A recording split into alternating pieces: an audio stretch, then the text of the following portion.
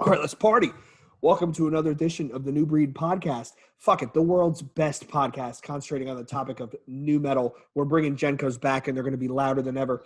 I'm one half of your hosting duo, Jay Horsecow. With me, I have my partner in crime, the notorious TIM, Tim Anderson Jr. Tim, how's it going? Fucking great.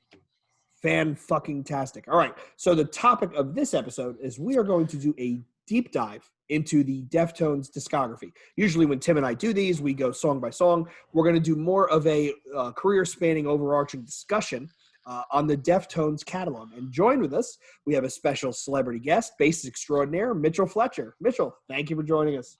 Thanks for having me, guys.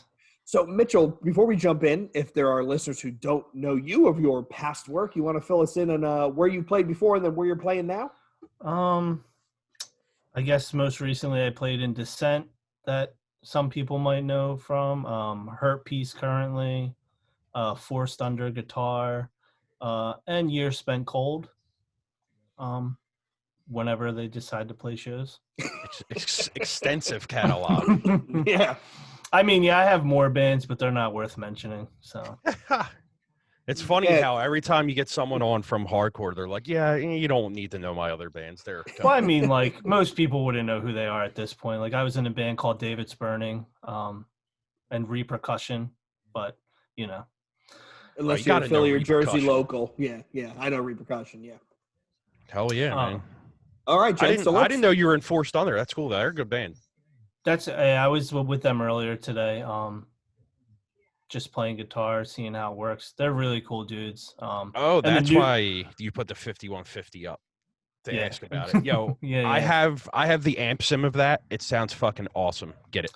Yeah, and it's not as expensive as I thought it was gonna be. Nah, man, but, and it'll be plenty loud, dude. Seriously, don't even worry about that. But yeah, their new stuff is. If you like the last EP, the new stuff, they were showing me some of it today. It's so much better. Good. Looking forward to it, man. Good stuff. So Deftones, this is, I guess, be prepared for a long one. We might have to cut this one into two, to tell you the truth. I was thinking about that earlier. Yeah. I have 6 pages of notes I typed out at work on Friday. So, I mean, we technically could just take out one of the albums and not talk about it at all, and that would be Gore. But no, we have to talk about that because I have questions for you guys about that. So let's dive in. Right? Okay. So I think the way we'll do this is we'll walk through album by album in chronological order.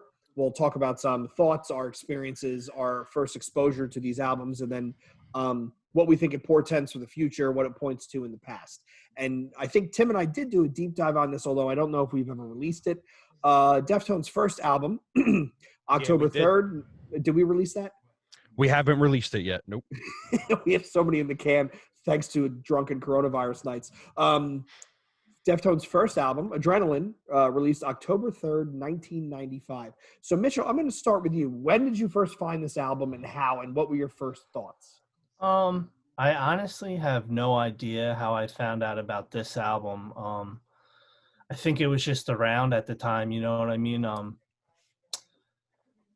It was, you said 95, so I honestly got into them around 96 or 97. So I probably just backtracked to this record from Around the Fur. Okay. So, but I do remember a lot of skateboarding to this. This and the first Korn record. They're definitely kissing cousins and contemporaries. Yeah. Tim, how about you? How did you find this album? I actually found this album from Korn. So when that record came out, there was talks going on about Deftones, and I was starting to get into that genre. And excuse me, and I just put it on, and I literally, since the day I heard that record, I was like, yeah, this band is incredible. And then as Around the Fur came out, it just solidified them being the best band ever do it. So I'm the same way. I think I found the Deftones through the Korn liner notes, maybe from the first album. Yeah. I'd have to dig out my actual physical copy, but I'm pretty sure they gave a nod to the Deftones. And I remember picking this album up and seeing the script and then seeing the baby snot sucker on the front cover and going, what is this going to fucking sound like? You know, and then you open it up and you have those blurry pictures and Chino's got dreads and Chi Chang has dreads. And it's like, what am I getting myself into? And I just remember being kind of the same thing that you said, Tim, where it's like, well, this is really different, but I can understand where this fits. Like, it's totally, nu metal. The big thing with nu metal is there was no holds barred, right? Nothing was off the table. And I just remember being like, well, this is completely different than 99% of the other shit I just bought. So yeah. let's give it a whirl. And before we get into more, I want to talk, because I know me and Mitchell have talked about this many times before, is Abe in the band, like he's one of them dudes that just makes this band. And I think we talked about this when the single came out, when the Ohm single came out, and you were saying, like, when Abe gets in and gets his input on the records, it's a totally different record. It's a totally different vibe and feel. And which is, I'm glad you brought that up, because I do want to bring that back up when we talk about White Pony, and okay, why he's the reason I think that record lacks a little bit. Oh, wow. Okay. Really? I was not expecting that. We'll get there. Put a pin in that one. We're going to come back to it. Go on, Mitchell. Like Tim said about Abe, I just think the whole rhythm section this is a band that the most people look at Chino and Steph, and that's it. Yep. And the rest of the band kind of gets overlooked, where I think they're the stronger parts of the band. I mean, I absolutely agree. The bass lines alone carry a lot of the songs, because the songs are so, like, I don't know, atmospheric in a way, musically, and the bass just rides and rides and rides and fills in all, like, the perfect spots with the drums. You're absolutely correct. They're both underrated when it comes to Deftones talk. So yeah, I mean, and Chi's backup vocals in the first 4 records, I mean, top-notch stuff, dude. You know what I mean? So I'll say this about the bass that she plays. I actually think it gets lost in the mix. And the reason why I say that is I didn't pick it up because it's fucking soul-seeking. You don't pay for anything. I downloaded a copy of the Drunken Waldrock, which was the concert that they did where they were all hammered and Chino got, like, beaten up the night before and he was talking all sorts of crazy shit. But that mix, the bass is much more prominent. And to your point, Mitchell, that's the first time I actually could really hear what he was playing on Adrenaline, what he was really playing on Around the Fur. And I was like, man, this guy really did have some fucking chops. It got kind of lost in the audio. And I think that's what's great about, to bring it back to Adrenaline, that when you do hear his parts on the record, it just, I don't know, there's just, it just brightens up that part of the song more. I don't know. It's just like, for me personally, when I can hear what he's playing, I'm just like, the song is so much better because of whatever he's doing right there. Yeah, and I'm sure you appreciate it more being a bass player too. So, yeah, and I between him and Trent Reznor, I didn't realize that they influenced me in my writing as much as they did. I never thought about it until recently, actually. So I do owe a lot to him. That's an interesting. That's an interesting reference, Trent Reznor. I would not have expected that. For what? For as a influential musician. Right, for a bassist, like I mean, when I think him, I think synths, and I think like weird sort of stop, start, loud, quiet. Yeah, I mean more like when the guitars do kick in, they're very bass. To me, they sound like a bass riff more so than a guitar riff. They're just one. Usually, if it's a riff that gets stuck in my head, it's the riff that's just open and just. The top string, keeping it. You know what I mean? There's like this, that song Reptile? Oh my God, yeah. Where it gets heavy at the end? And it's a like, to me, that's more of a bass riff than a guitar riff, I think, the way they play it. So stuff like that is what influenced me. Incredible goddamn song and record, man. So taking a little bit of a left turn, Mitchell, I'm going to put you on the spot. Favorite Nine Inch Nails song? Reptile. Okay. Straight up Reptile or the Perfect Drug. Oh, that's you know what? Fucking awesome song. Something I Can Never Have as well. Oh my dude. We could go on and on. Yeah, I like the sadder songs, and this is like definitely, Tim knows this about me. This could be a whole other podcast. Oh yeah, yeah. I mean, we're gonna have to do a Nine Inch Nails deep dive when we do our industrial run. Yeah, Nine Inch Nails. it's like Nine Inch Nails, The Cure, and Depeche Mode are the 3 top number ones that I can't decide. But, Nine Inch Nails is just incredible. Yeah, everything about that era is just fucking unbelievably good. We were talking about that the other day, too. The 90s were and Deftones are part of this to try to wrap it with the Deftones stuff.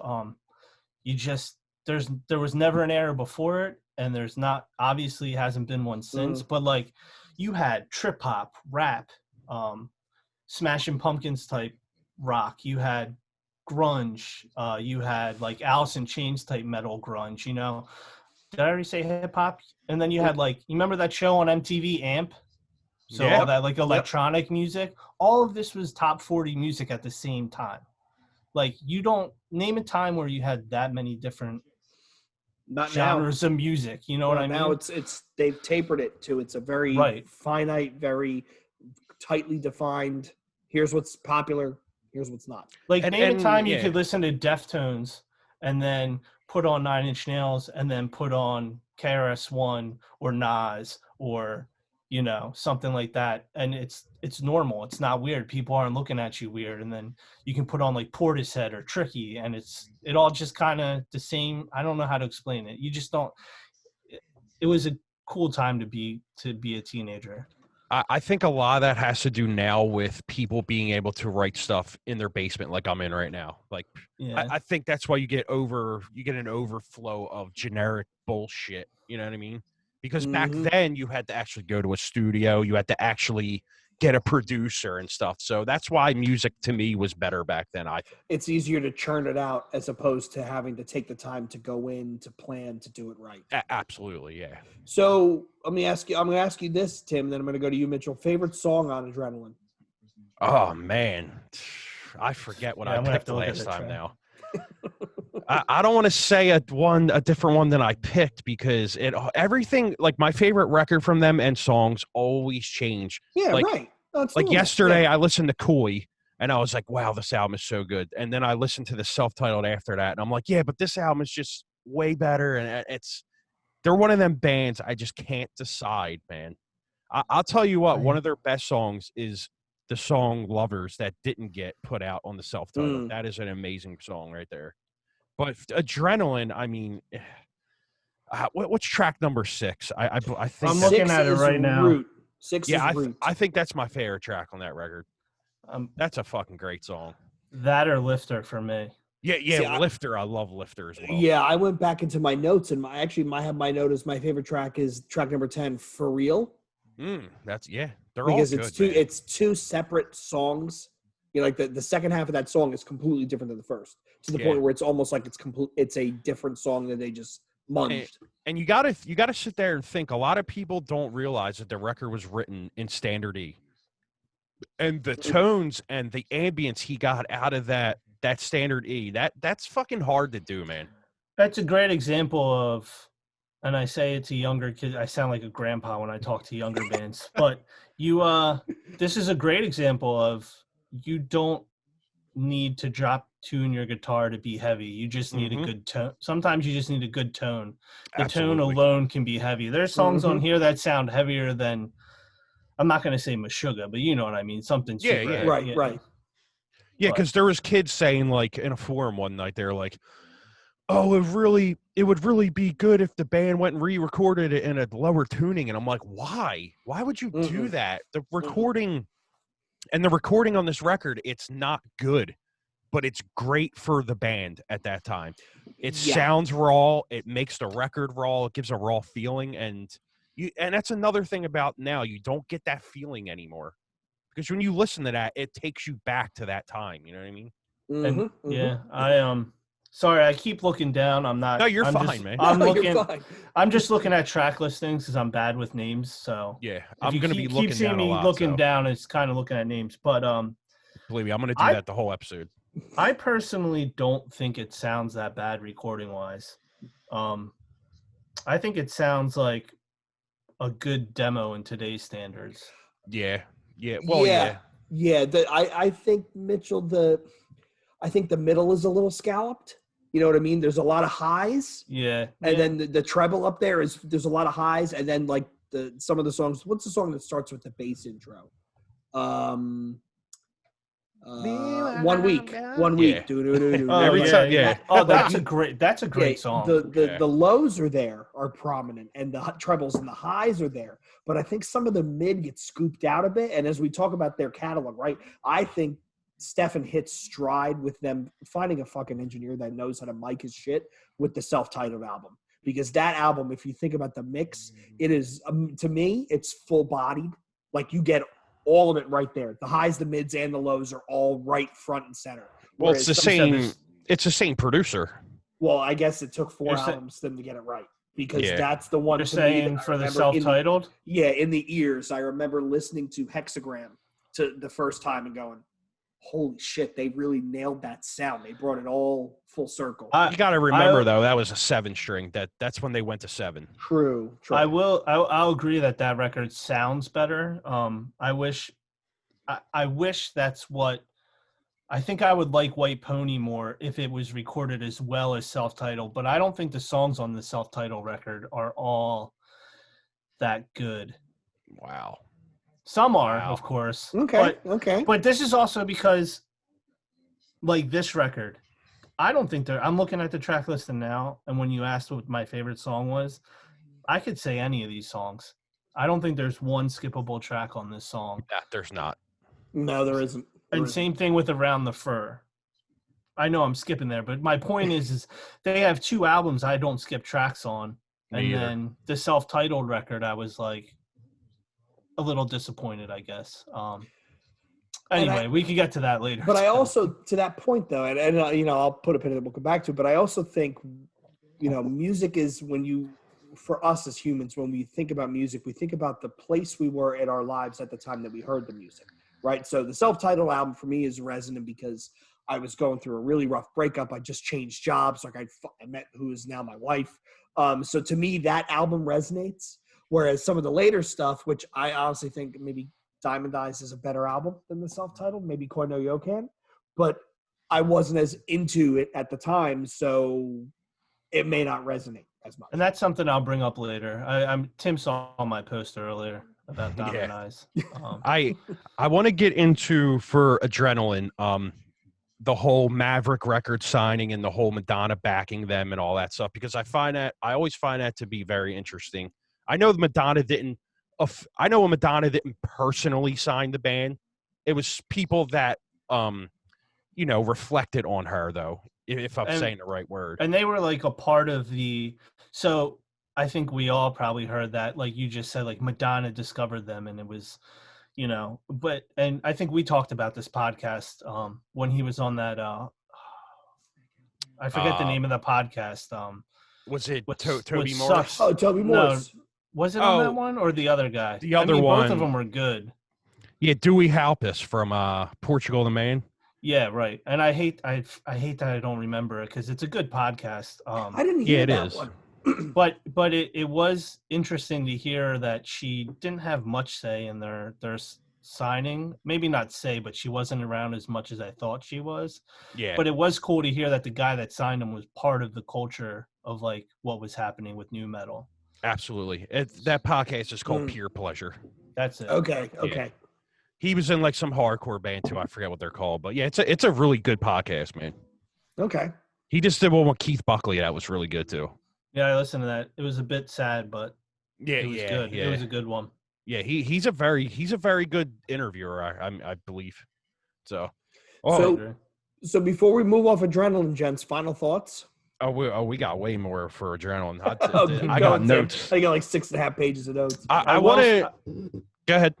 I was just going to say, you were talking about a breakup with the self-titled. I do want to say that once we hit Around the Fur, and this is probably why I really like Deftones, or, they hold a place in my heart.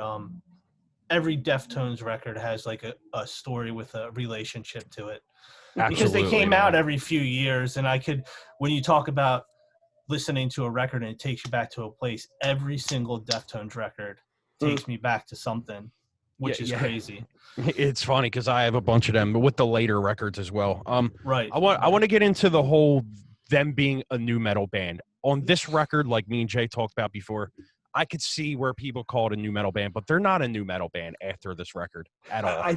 I think with the years from 93 to like 97, anybody who came out who had a sound that was a bit different automatically got the new metal badge attached to them. And where they went in their career, is regardless, right? Which Mitchell, Tim, and I were just talking about the other night.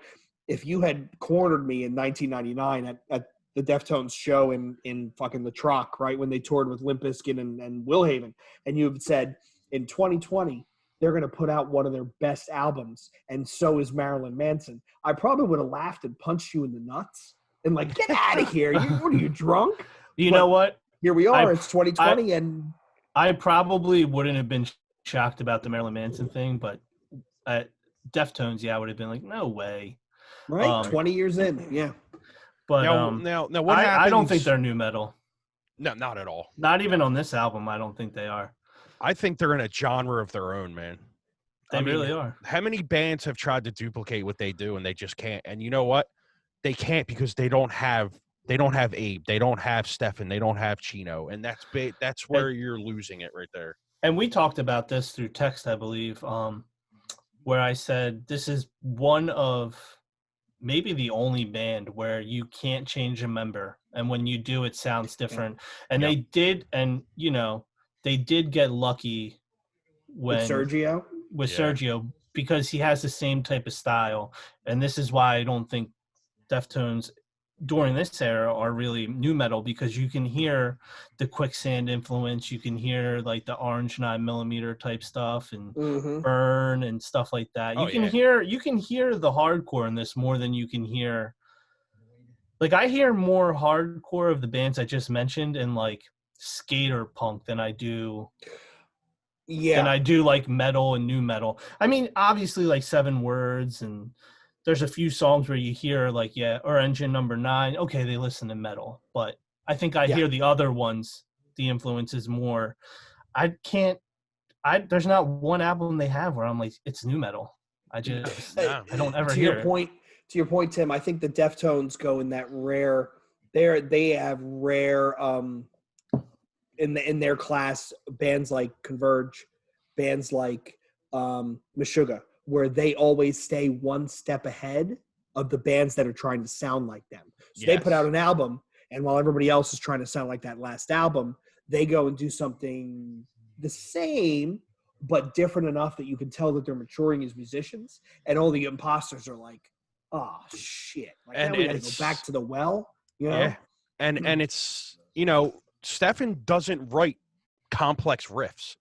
Like since COVID has started, I've learned most of Adrenaline. I could play all of Around the Fur and most of White Pony. And after I learned all of it, I'm like, dude, this is really easy shit to play. But me and Mitchell talked. It's all in his hands, man. I can. That's why you don't hear bands cover it well. Yep. You never hear a band cover it good. Right. And you said that day we were talking, and I'm like, wow, man, that is a fucking really good point. And then because when I play to it, like, I'll record it, and I'm like, wow, I cannot get them dynamics at all. And I think another reason bands can't duplicate the Deftones sound, not even close, is because the Deftones are 5 individuals that clearly listen to 5 different styles of music and are and they're allowed to bring it to the band, whether they fight or whatever. At some point they win and they have their own flow going on. Most of these bands that like try to sound like them are like 5 people that just love Deftones. They don't understand the influences, like that Meshuggah is a heavy influence on the guitar tone. But Chino's sitting there and he loves The Cure, but he also loves ISIS. And that's what you hear a lot of, and I'll talk about that later, where you hear a lot of ISIS influence in the music that Chino writes. And then you hear the hip hop. Abe's drumming is very hip hop oriented. Absolutely. Yeah. Yeah. He's especially got on Adrenaline. His left hand is really impressive. The fact that he can stay in the pocket the way he does. And I can't wait till we can talk to the White Pony, because I actually will counter your argument, Mitchell. That's the first album where I really recognized Abe's drumming. Whereas you think he's the weak link. I think that's where I first picked it up. Because the next album, when we get to it, I will say something completely opposite of that one. Wow. Okay. All right, a couple more points, and then we'll get out of this. I don't want to be on here till. I don't want to keep you guys till 1 a.m. because I could talk about this till. I don't have anything to do. But. I don't either. I could talk about this band till 6 a.m. As long as I don't run any beer, I'm good to go. So I do want to bring up the point of what if this record doesn't come out on Maverick? Do they have the staying power? Do they have the, do they get the tours they did? Because they toured with fucking Kiss. I mean, for this record, they went out with Kiss. They went out with Seven Dust. They went out with Ozzy. Wasn't it Pantera and who was it? Rob Zombie or White Zombie? I believe it was, yes. Yes. I mean, Maverick got them the power right there, I think.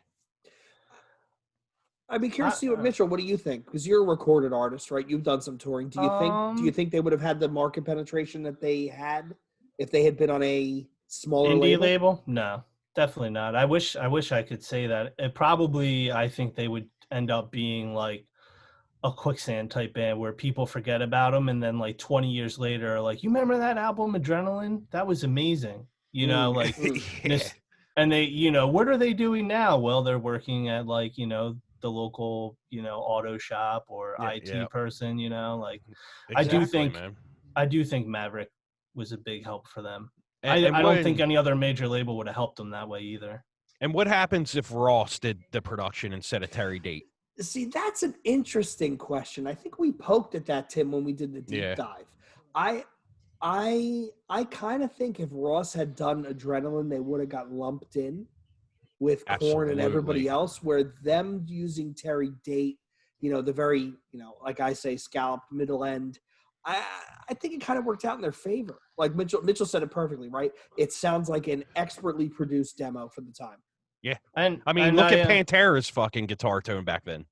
It was very, very the same way. Thin. Yep. Thin. Did you ever listen to Rob Flynn's podcast? Yeah. Okay, so he had Dino from Fear Factory on. Yep.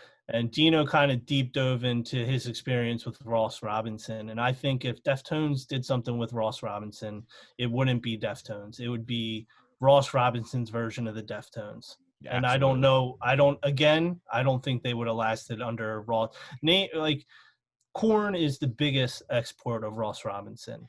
And the other one, to me, unless I'm missing people that he's done. Slipknot, okay. Korn, Korn, Limp Bizkit, and Slipknot, he did their first albums. But can you really say, but I mean, currently, right now, that's still around. Could you really say Limp Bizkit is, I know they're still around doing big tours overseas, but I mean, does anyone really take them seriously like Korn and nobody took them seriously in the 90s. Dude, that was one of the wild things about them. I'm going to try to make this real quick, this story. A couple, like 5-6 years ago, maybe even longer than that, they played the TLA. My friend's good friend was roadieing for him, got his tickets because I wasn't going to pay for it. I'm not paying for Limp Bizkit. I'm going for novelty. It's funny. We get there. They don't play Shane? No. Okay. This is way before I met Shane. Oh, okay. But anyway, so we show up. They don't play Nookie. They don't play Break Stuff. They don't play, but they play that stupid fucking Mission Impossible song. Ugh. Anyway, my point of this story is that it was at the TLA and it didn't even sell out. And that's like that's my thing about. I mean, they headlined the Electric Factory. They headlined the Spectrum at a certain point. Yeah. So I guess what I'm trying to say is, if Deftones went with the Ross Robinson, I don't think they would be the Deftones we know today. Absolutely, I agree. Yeah, I don't think they would. I don't think they would be like Limp Bizkit, Joe. But you know what I'm saying? They might not even be a band, and I don't think because I didn't know that, but from that interview on Rob Flynn with the way Dino, it seemed like he picked up bands and helped create, like, I think you should take this song I wrote and put it into your flavor, you know what I mean? And so you get Ross Robinson's idea of all these bands, and you don't really get the band itself, and that's where Deftones would have went. Yeah, I agree, man, and that's exactly why I asked that question. A couple more things. I know Jay talked the other night about Teething and how that is one of their best fucking songs because it really is. Yep. And then they did the other song around this era, which was shit, that's the Crow soundtrack, right? Can't Hardly Breathe, which those two I think are their two best songs. Teething is underrated in the talks of Deftones songs. Yes. Yeah, absolutely. That's a great track, man. Because it was on the wrong Crow soundtrack. yeah, it was. Yeah, you're right. And that one got overlooked. And before we get off Adrenaline, it was certified platinum September 23rd, 2008. So it took a while for that to get there, but hey, it got there. I will, and I've said this to you, Tim. I think I can name every concert that I missed, that I'm heartbroken that I missed. And at the top of the pile is Deftones Downset Orange 9 at the TLA in the fall of '96. Couldn't get tickets. And I was crushed because I can't imagine seeing those three bands in that venue. And that's Downset at their prime. Yep, and Orange 9 at their peak, right? That's right off. That's off of Driver Not Included. Yep. And I think that's were they at their peak, or was that when Deftones like had to bribe them into getting back together to do the tour? Or was that Willhaven? They had to do that too. It might have been Orange. Might have been Orange 9 off Tragic. Maybe that was Tragic era. I don't know. My years might be screwed up. Speaking of Willhaven, how much of an influence is that band on them in the Koi records and the Diamond Eyes records? Like you hear a lot of Willhaven in them records. And even the newest, you know what? The newest Willhaven record is one of the best not clones, because I know they're not trying to sound like them, but the way that they write, you could tell where they're coming from, and they do a really good job of that shit. So what's cool about Deftones is they wouldn't not say that too. You know what I mean? They're very yeah. Which definitely. I think is cool because that sounded. I remember that's how I heard of Willhaven was Deftones talking about them. Yep. Me as well, man. Great fucking band. Yeah, and that first Willhaven album is. I mean, I like the first three, but that first album was so different when it came out. You know what I mean? Who heard hardcore moving that slow to the point where it's aggressive because it's slow? And there's some great songs on that album. This is why another example of the '90s being so cool, because even like the hardcore, the punk back then, the skate punk, the pop punk, it was all just. It was special, I guess. Yep. You don't get it these days, but anyway. Absolutely. All right, so let's do Around the Fur. October 28th, 97, Maverick Records again, produced by Terry Date again. And I'll just start. I think the sound on this record, recording-wise, production-wise, I think it's fucking perfection. There's one other record in this time frame that sounds really good, and that's Fear Factory's Obsolete. I think them two records have some of the best production I've ever heard. Yeah, I'd agree with that. Well, this is what I was going to say when we got into this. My thing is, this is some of the drum-wise, the way they recorded the drums, to me, it sounds incredible. It does. It's just fucking perfection. You hear everything that dude's playing on this record, and I don't think you get that sound from Abe recording-wise again. Which I'll talk about in White Pony. But, yeah. But I will. Go ahead. I will say, like you asked about. Do you remember when you first heard the last record? This record, the way it starts, you hear that pop, the drum pop, and you're instantly. It's just windbreakers everywhere in your head. You just think windbreakers everywhere. Yep. And it's great. I love it. Like every time, it doesn't matter how many times I hear it, I go right to the windbreaker and like frosted tip spiky hair. Absolutely, man. This is a seminal fucking record right here. I mean, I drove to the. I remember 3 dudes in the front seat of a pickup truck. We drove to the Deptford Mall to buy this from Sam Goody, and I remember coming home and being like, "Holy shit!" Right? Because I love the last album, but. One of us, I bought a CD. One of the guys I was with bought a tape, so we could put it in the tape deck in the car. We borrowed another guy's truck to go pick it up, and I just remember going, "Holy shit!" Like, God damn, these guys are on a different level. They were, man. This showed it. What's the first song on that record again? Is it My Own Summer? Yeah, dude.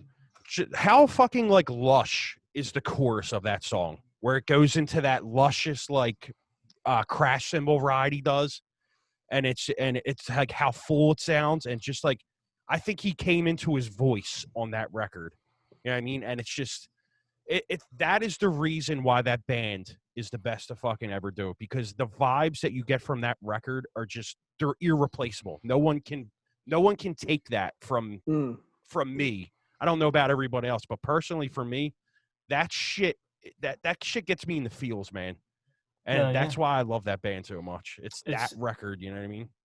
To me, it's a timeless record. Absolutely. I think this is where you start seeing all of their influences, and they like mesh them well on this record, unlike any record they did after it. And it's definitely a special record. I really don't know what else to say about it. That's really, it's just, it's incredible. I think you nailed it, Mitchell. I mean, this is, you can hear the Duran Duran influence and the Sade and how Chino sings. You can hear Stefan's interest in, because if I remember correctly, he's a big like metal and blast beat guy. So you can hear like the chunky chords that he really likes. And yeah, I just remember listening to this and looking at Adrenaline and going, is this the same band? Because this was good. This is amazing. And it usually takes bands a couple records to really, find their place in their sound, where I know they've been a band since 88, but I don't think they were writing stuff I don't think they even were trying to write stuff like this. I really feel they just did this by accident. Yeah. I don't think it was an attempt. I just think here's some riffs, and I think this is where they all vibed. Yeah. I think him getting in the studio and because you gotta remember, they dropped the tuning to drop C minor, so then he's playing the riffs that are just all barred, so then it's easier for him to write the riffing, and then that's where you get exactly where you're getting that lush sound from too, because being guitar players, when you add the pinky in on that power chord, you're getting that lush fucking sound out of there. And if you go and look at the tabs, or you do it yourself, you go, oh, okay, that's where that comes from. So. And I think this is where you see, and I don't know how many other people hear it, so I could be wrong, but this is where I think you hear more than anything else, more than his like pure fascination in Duran Duran. I think you hear the My Bloody Valentine in this record, with Chino's like guitar playing, and then the drums are just so, I don't know how to explain it. It just feels like you're flying. I don't know how to explain it. It sounds so corny, but it sounds like, I don't know, so big, like you're flying in the sky. I don't know. Just the drums are just so perfect on this record. It's like listening to a movie in surround sound, but you're just getting it through the music. And they don't, nothing is overbearing, like nothing's on top of each other. Yep. You can hear everything perfectly. Jay, do you have Wikipedia in front of you? Mm-hmm. Did Ulrich Wild, did he mix this record as well? Yep. Okay. Yep. See, and that's where you're getting that too, with the production from Date, and then the mixing and stuff with Ulrich is that's a fucking duo right there, man. You know what I mean? Because you had that on you had that on Far Beyond Driven, I believe. I mean, the mix on Far Beyond Driven is goddamn incredible. I don't care. Can you imagine going into the studio and having the same guys do your shit that did fucking Pantera? That's got to be like, you got to kind of stop and look around like, holy shit. But look at the diversity of those two that were able to do that and put out two completely different sounding records and make them both stand out. Probably the best records from both bands. Absolutely. When you ask people, like fans, Yeah, definitely, man. Go on, Tim. And I want to go back to this record with the live shows, because I'll be the first to admit it, and people know Deftones are my favorite band, but they are very, very stale live nowadays. But back here, when they were touring with Incubus and they were touring with, I forget that other, Taproot and stuff like that, them shows, they were fucking on point at them shows. They sounded great. They were just firing on all cylinders around this time, man. Go on, Mitchell. I feel like I have to disagree a little bit. I think musically, yes. I think from what I remember from seeing them on Warped Tour, and then they played Tower Records on South Street. Yep. I think musically you're right, but I think Chino is awful. Really? I think maybe because he was just focusing, like, just being crazy, doing the lead vocalist thing. But I just remember at Warped Tour loving it, obviously, just being like a little, I don't know, disappointed in Chino. But I don't. He's not the best live vocalist, but I Well, mean, not back then anymore. also I Not was anymore. yeah. Back then I was also 15 years old, so I don't really know. I'm just in amazement of how good they are. You know what I mean? So. I saw this tour back to back. So I saw it on a Saturday night in Asbury Park at the Stone Pony. It was Deftones, Limp Bizkit, Will Haven. And then I saw it on a Sunday night at the TLA. Exact same lineup. So I saw it the night before with my brother, and then I went back to school. I was going to school in South Jersey, and then went to the city the next night. And I just remember being completely fucking floored. Right, the Pony was the most packed I'd ever seen it. They had people all the way out in some tent in the back. I remember Chino, when he played the TLA, he actually got up on one of the balconies and dove into the audience, and he landed on one of my buddies' heads. It was wild, but I just remember being like, these guys have definitely fucking arrived. It was they did the Tower with Taproot as well. Next album, yeah.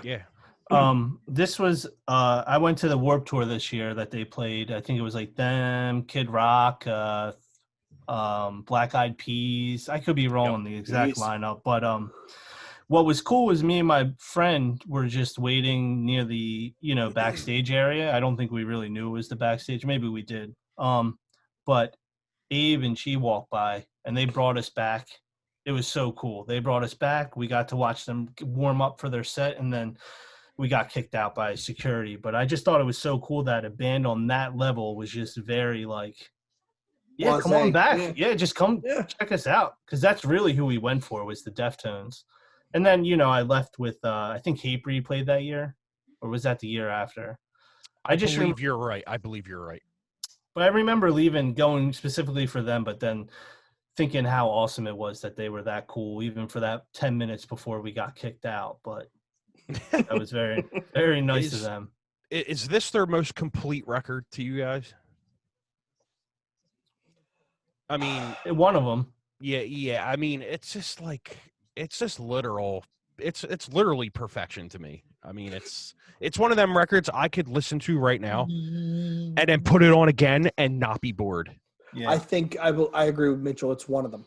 Yeah. I think they have a couple in their catalog that, they have some quasi duds and some standouts. I think this is one of their best albums. And to me, this is like a post-hardcore record to me. I know you with the orange 9mm and all that stuff. That's definitely what I get with this record. This is a record that I think you're right. Otherwise, I don't know what else. I wouldn't know what to call it. That's how unique it is. Yeah. Like even though you can hear the influences, it doesn't really sound like you know what I mean? Yeah. You could just tell they're influenced by it, but they created their own sound that people can't duplicate to this day. Not even them. They can't even do it. And they created this. Yeah. Right. Yeah. Chino can't do the he can't hit the notes he used to hit. And I'll tell you what, it's one of the most iconic covers too. I was literally just going to say that, yeah. In music in general. Do you guys remember they used to make static clings, like when you went to the record store, they actually used to stick them against the window. And it was like when you'd walk into the doors, they'd have them. When I went, I was at the Tower Records in Cherry Hill, and they had a static cling of this album cover. It was 8.5 by 11. I may or may not have stolen that on the way out and stuck it in the window of the place I lived at school, because I just thought it was awesome. I wish you still had that. That would be cool. Dude, I probably do somewhere. I got to go diving through boxes, but yeah, it was just, this was a band peaking at the absolute perfect moment. Yeah. And you look at the cover and you already know, knowing what it sounds like, you look at the cover and it, the music comes to me right away. I just hear the songs in my head right away. Absolutely, man. I guess Adrenaline does that too, but any album after that doesn't really do it the way like this. I look at it, I'm like, okay, I got it. Downward Spiral's another one like that too. Yeah, it looks like someone. It looks like someone just smeared mustard all over a piece of paper and took a picture of it. That's hilarious. So yeah, talk about another album that came out of nowhere and completely reinvented the entire music industry. Just right, the downward spiral. Right, it sounds like we're gonna have to have another podcast about Nine Inch Nails. Oh, we're going to. Yeah, we already told people, we're a new metal podcast, but we're going to get into, Fear Factory, Nine Inch Nails, all that kind of shit. So yeah, I look forward to the eventual industrial skinny puppy deep dive. That's gonna be a fun one. Tim's gonna be like, Jay, what is this shit you're making me listen to? No, I know Skinny Puppy. So let's hit the next album, right? So June 20, 2000, arguably their most successful album, White Pony. Masterpiece.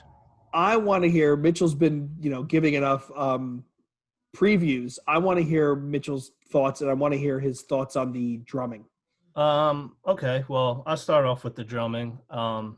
It's, good drumming. I just think recording-wise, it's just buried under it. There's certain parts where his cymbals that, like, the hi-hat just needs to be up in the mix. It's buried, like, it cuts out. It cuts in and out, and I don't like that. I think when you have a drummer as good as him, and a band that relies on the drumming as much as they do, you can't just bury, especially his cymbal. That's where he has two, like, secret hitters, his fills and what he does on the cymbal work, and you can't hide those underneath the music because they are that part. They're what make the parts on Around the Fur, the parts we remember. It's his drumming. You think of the drumming right away before the riff, you know what I mean?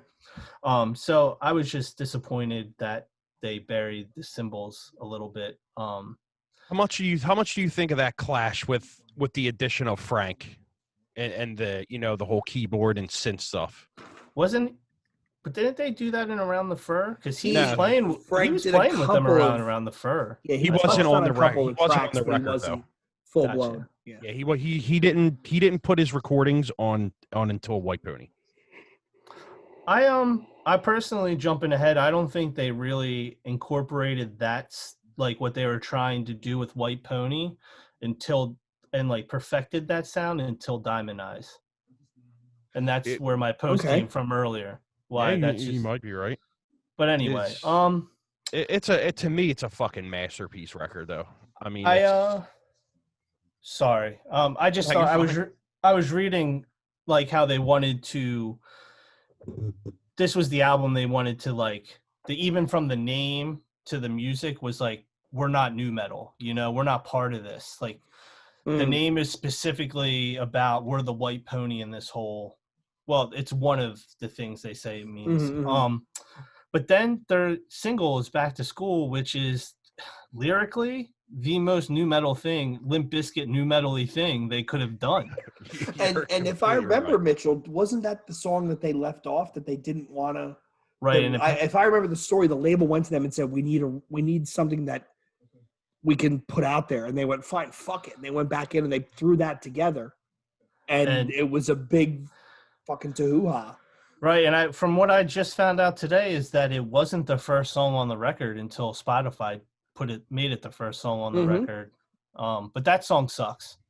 Yeah, it's not their best, but the first track was. But it's new metal, right? I know where that line draws. Yeah. The first track was I don't even know how to pronounce it. It's like Feta something. Yeah. Fida Sierra. Yeah, I don't know how you say Portuguese. Forget it. I'm out. That's what they let off with, and then later on, I don't think it was Spotify. I think they put a re-release out, and that was the opener.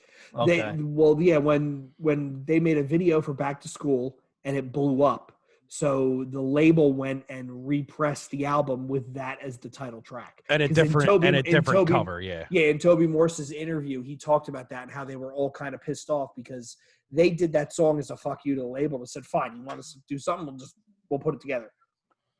Yeah. Well, I mean, it's it fucking. I mean, the record sold 178,000 copies its first week. Probably because of that song too. Yeah, that's what I'm saying. Like, it's fucking crazy, man. And they got the Grammy that year for fucking Elite, which is weird because isn't that like the heaviest song on the record? Mm-hmm. It's a good song. It's a very good song. The only, I guess because coming from 2 records where I didn't skip a track, this was the first record where I started skipping tracks on, like, and even today when I re-listened to it, I was skipping tracks. It was just, but the ones that hit, like Digital Bath is incredible. Oh my God, yeah. And that's the one, Mitchell, where I can always think of his drumming for the snare, that he goes from the snare to the ride in the chorus. That's when I think of the drum on this album, that's where it sticks out in my mind. Absolutely. Yeah. That's probably, that might be their best song. I would agree. Bath. I would agree. For vibe wise, baby making wise. Yeah, absolutely. So would you think that's better than Change in the House of Flies in the same vibe? Yes. I think it's better. I think it's a better song. I think it's way better than absolutely like RX Queen. There's so many good Street Carp. There's so many good songs on that record. And then I think like Knife Party and all that. It's Knife Party's amazing. The song with Maynard, Passenger, is great. Passenger, yeah.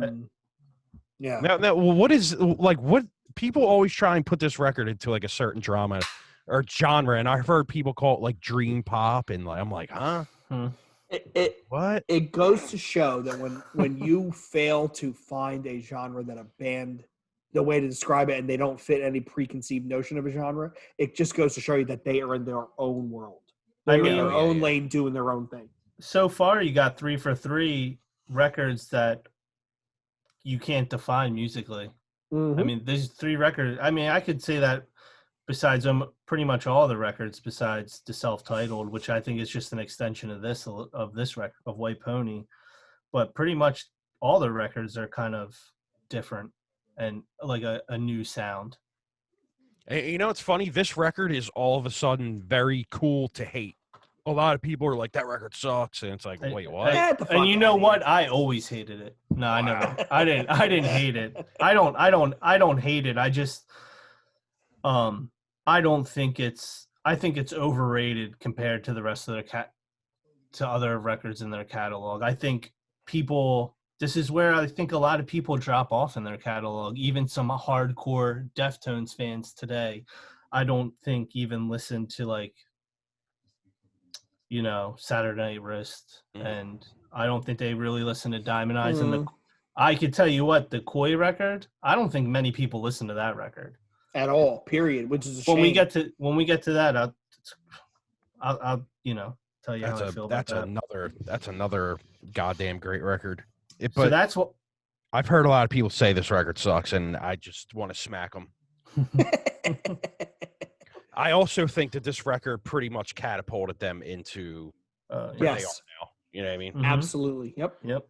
It has to. I mean, I think this is when they started doing like all them late night shows. Like you would see them on Conan and I guess Leno back then if he was having guests. I don't remember if he was, but they were always on all the late night shows back then for this record.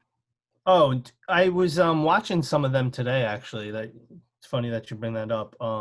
If you watch those videos of them on the late night shows, at points, this is how, like, I didn't realize they were this big, but at points you could hear people screaming over the music. Like, obviously girls just screaming at, like, it was like he was like a little beetle. It was insane.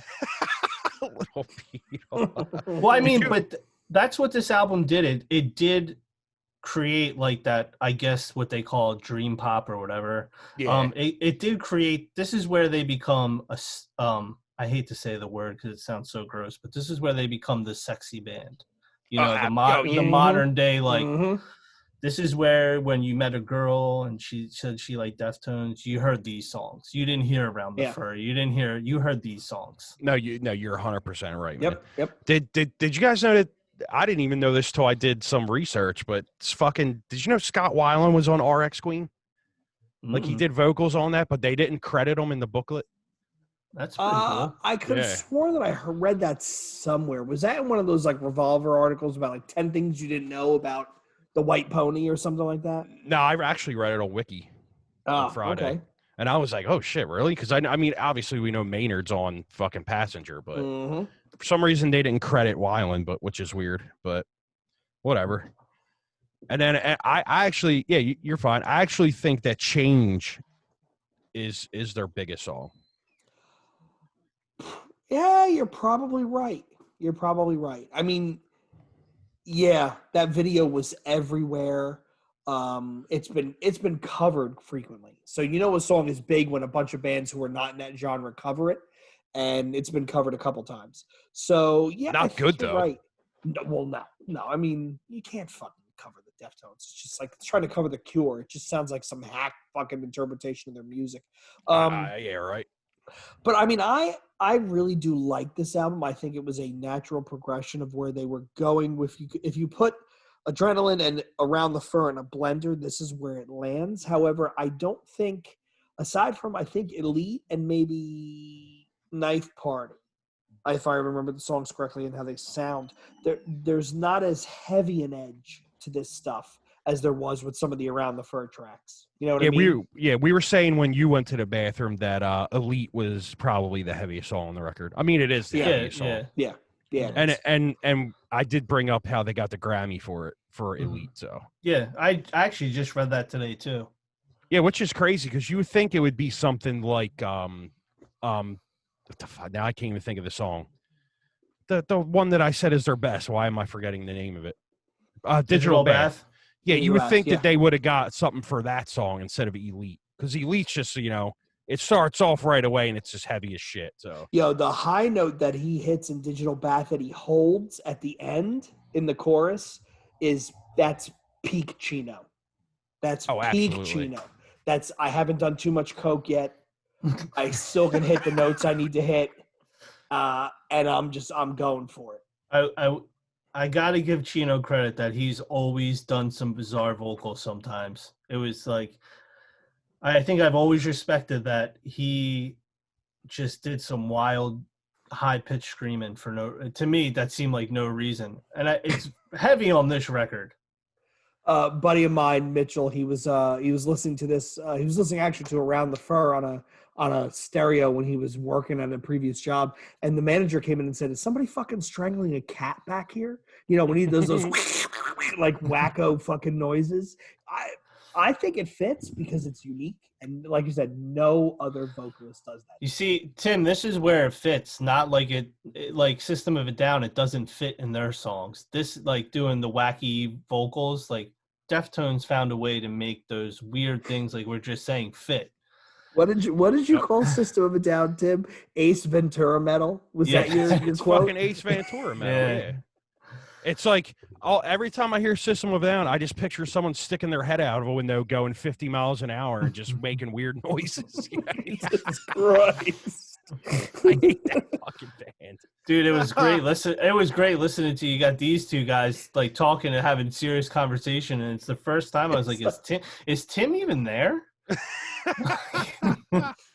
Oh man! Just watch the video, Mitchell. He sat there disgruntled because he's like, "You guys made me listen to this album 10 times. I want to fucking kill you." Fucking Adam texted me Friday, and he was like, "Did you hear them 2 new songs?" And I was like, "Yeah, they're shit." He's gonna drive up here and choke you. I know. That's so funny. I just love breaking his balls. Though it's funny. He's a great dude, though, man. So before we move off White Pony, gents, final thoughts. Masterpiece. I wish it was recorded a little bit better, and maybe I would have a more positive feeling on the whole thing. But yeah, they are good songs. Digital Bath is an incredible song, one of their best songs for sure. Absolutely. Did either of you catch them live for this? Tim, I think you and I talked about it. This was the Deftones Incubus Taproot at the Tower Theater. Were you at that one? I was not. No. How about you, Mitchell? No, I saw them tour for this album. Not there. I didn't see that tour. I don't remember who I saw him with. And I think it was at the Electric Factory. Yeah, it was the Electric Factory in '98, and they played with God damn it, now I forget.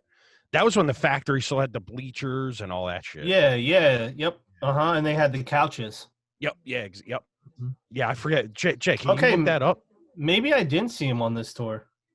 98. They toured. It was definitely the factory. Chili Peppers at the factory. Nah, I Because don't it think said it was. well, Wikipedia says in September 98, they toured with the Chili Peppers. It said in later 98, they made appearances at the Warped Tour, Pink Pop, Roskilde, and Ozfest. Maybe it was 97 then I'm thinking of. What was Yeah, I know forget. I seen them right when Around the Fire came out. Yeah, so I So guess I've never seen him on the White. I thought I did. I guess I didn't see him I didn't see him during the White Pony. The Tower Theater is an interesting venue in the sense of you take your life into your own hands, even parking anywhere remotely near that place. yeah, right. But I remember we got there late. We missed Taproot. I caught the second half of Incubus. I was up in the balcony, and then I caught Deftones, and I sat there the whole time, my mouth just agape. What a weird. Couldn't believe like how amazing that they sounded. What a weird venue for that show, because that's when Incubus was still playing Science stuff. This was this Make Yourself? No, it was after Make Yourself. It was the one after that. It wasn't. Oh, really? When did Make Yourself? Wait a Oh, minute. that came out in '99. Walk me through it, Mitchell. It was Science, and then it was the one with their where it still kind of had Science vibes, but it was mostly Something View, I think. Morning View, because that's where the Deftones were supposed to record White Pony. Oh, really? I'm going to look up my Apple Music right now. It was Science. They were supposed to record an album there before. So Science, which was the one with the fucking bongos and the didgeridoo. Great Then there was record. Make Yourself, which is the one that really blew up for them. Good record. Then it was Morning View. So this was Incubus touring off Morning View, I think. Okay. So they probably took out the. Now it makes more sense then. Yeah. Because the tower even then had seats, didn't it? Yeah, up in the balcony there were seats. Yeah. But they didn't have it on the floor. I thought they had them on the floor too. I don't remember seeing them, but then again I was drunk, so. But even if they did, I mean Possible. that era of Incubus, that makes sense. Yeah, they had an EP before Science as well. It was just called Enjoy. Fungus Among Us, yeah. And they had one called Enjoy as well, right? Okay, right. Oh, Jay, Rob from Cognitive just hit me up. Oh, he did? Good. I was pinging him the other day. Yeah. We pinged him the other night. We shouldn't air this dirty laundry on the show, Mitchell. We pinged him. I'm like, yo, are you up? We need a guest. He's like, dude, I'm in bed. I'm like, what are you, fucking old? I'm like, wait, you are old. Shit, I'm sorry, man. Don't worry about it. He liked my status today, so get him on. Ask him what he thinks about. Diamond Eyes versus. He is great guitar player too. I like Rob. The first time I met him, we were at the bar in the Underground Arts, and I had a Wormhole T-shirt on. And he came over to me. He's like, "You're the only person I've ever seen with a Wormhole shirt on. Come on, let's take a picture. I know the guitarist." And we started chatting about like bands and shit. Yeah, he's a nice guy. All right, so let's move us along. So next we have in May of 2003, self-titled Deftones. Mitchell, thoughts? It's okay. I don't have much to say about this album, so I'll let you guys take this over. I will say that Battle Axe is a great song. Okay. Oh, yeah. Okay. The rest of their album, to me, I'm not going to say they're bad songs, but I will say, to me, they're boring. Shit.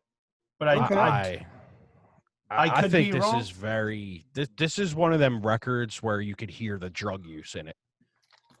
This is kind of like 9 Inch Nails when, they were putting out Broken and stuff. Like you could hear in Broken where they were just fucked that up he was all the broken time. inside. Yeah, and but on this self-titled record, you could definitely hear the drugs took over, and it was this is a very dark record.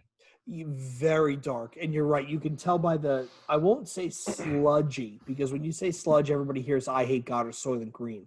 But there is definitely a sludgy aspect to the music. It's slower and, to overuse the adjective, almost viscous, like a motor oil, right? That's the sound that you kind of get with it.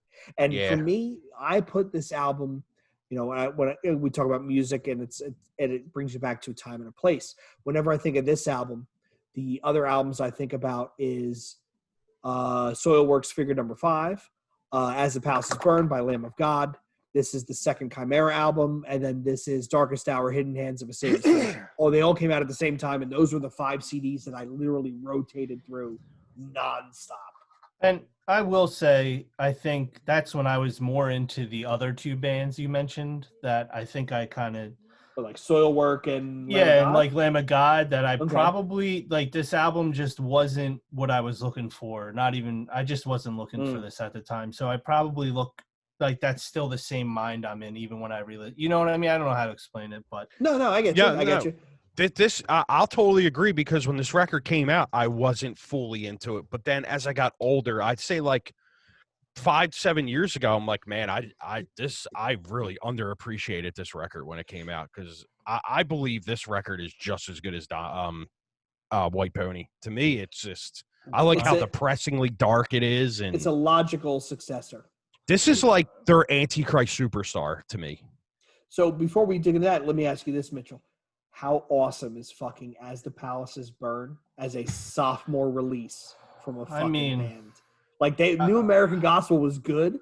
As the Palaces Burn was a fucking monster. Lamb of God, and I'll try to make this quick, but Lamb of God is one of those bands where the albums and that period of time that they were just reigning champs. And I know they're still they're like the new biggest American metal band, but they're the specific time we're talking about right now. It was pretty nuts what Lamb of God was doing. Yeah. From just the live shows were insane. Oh my God, dude. You remember them Kill Time shows? It was, yeah. I mean, the first time I saw them was when they were burning the priest at the Stylock. Yeah. Didn't you play one of them shows with David's Burning? No, not with Lamb of God. No. No. I mean with Burn the Priest. No. I could have swore that you guys. Young. No. I could have swore you got your band played with them at the Kill Time. It was Lamb of God, Caliban, and it was Caliban, like 2 other ones. Caliban wasn't coming to the States then. David's Burning played Caliban's first U.S. show, and that was in 2001 or 2. Oh, really?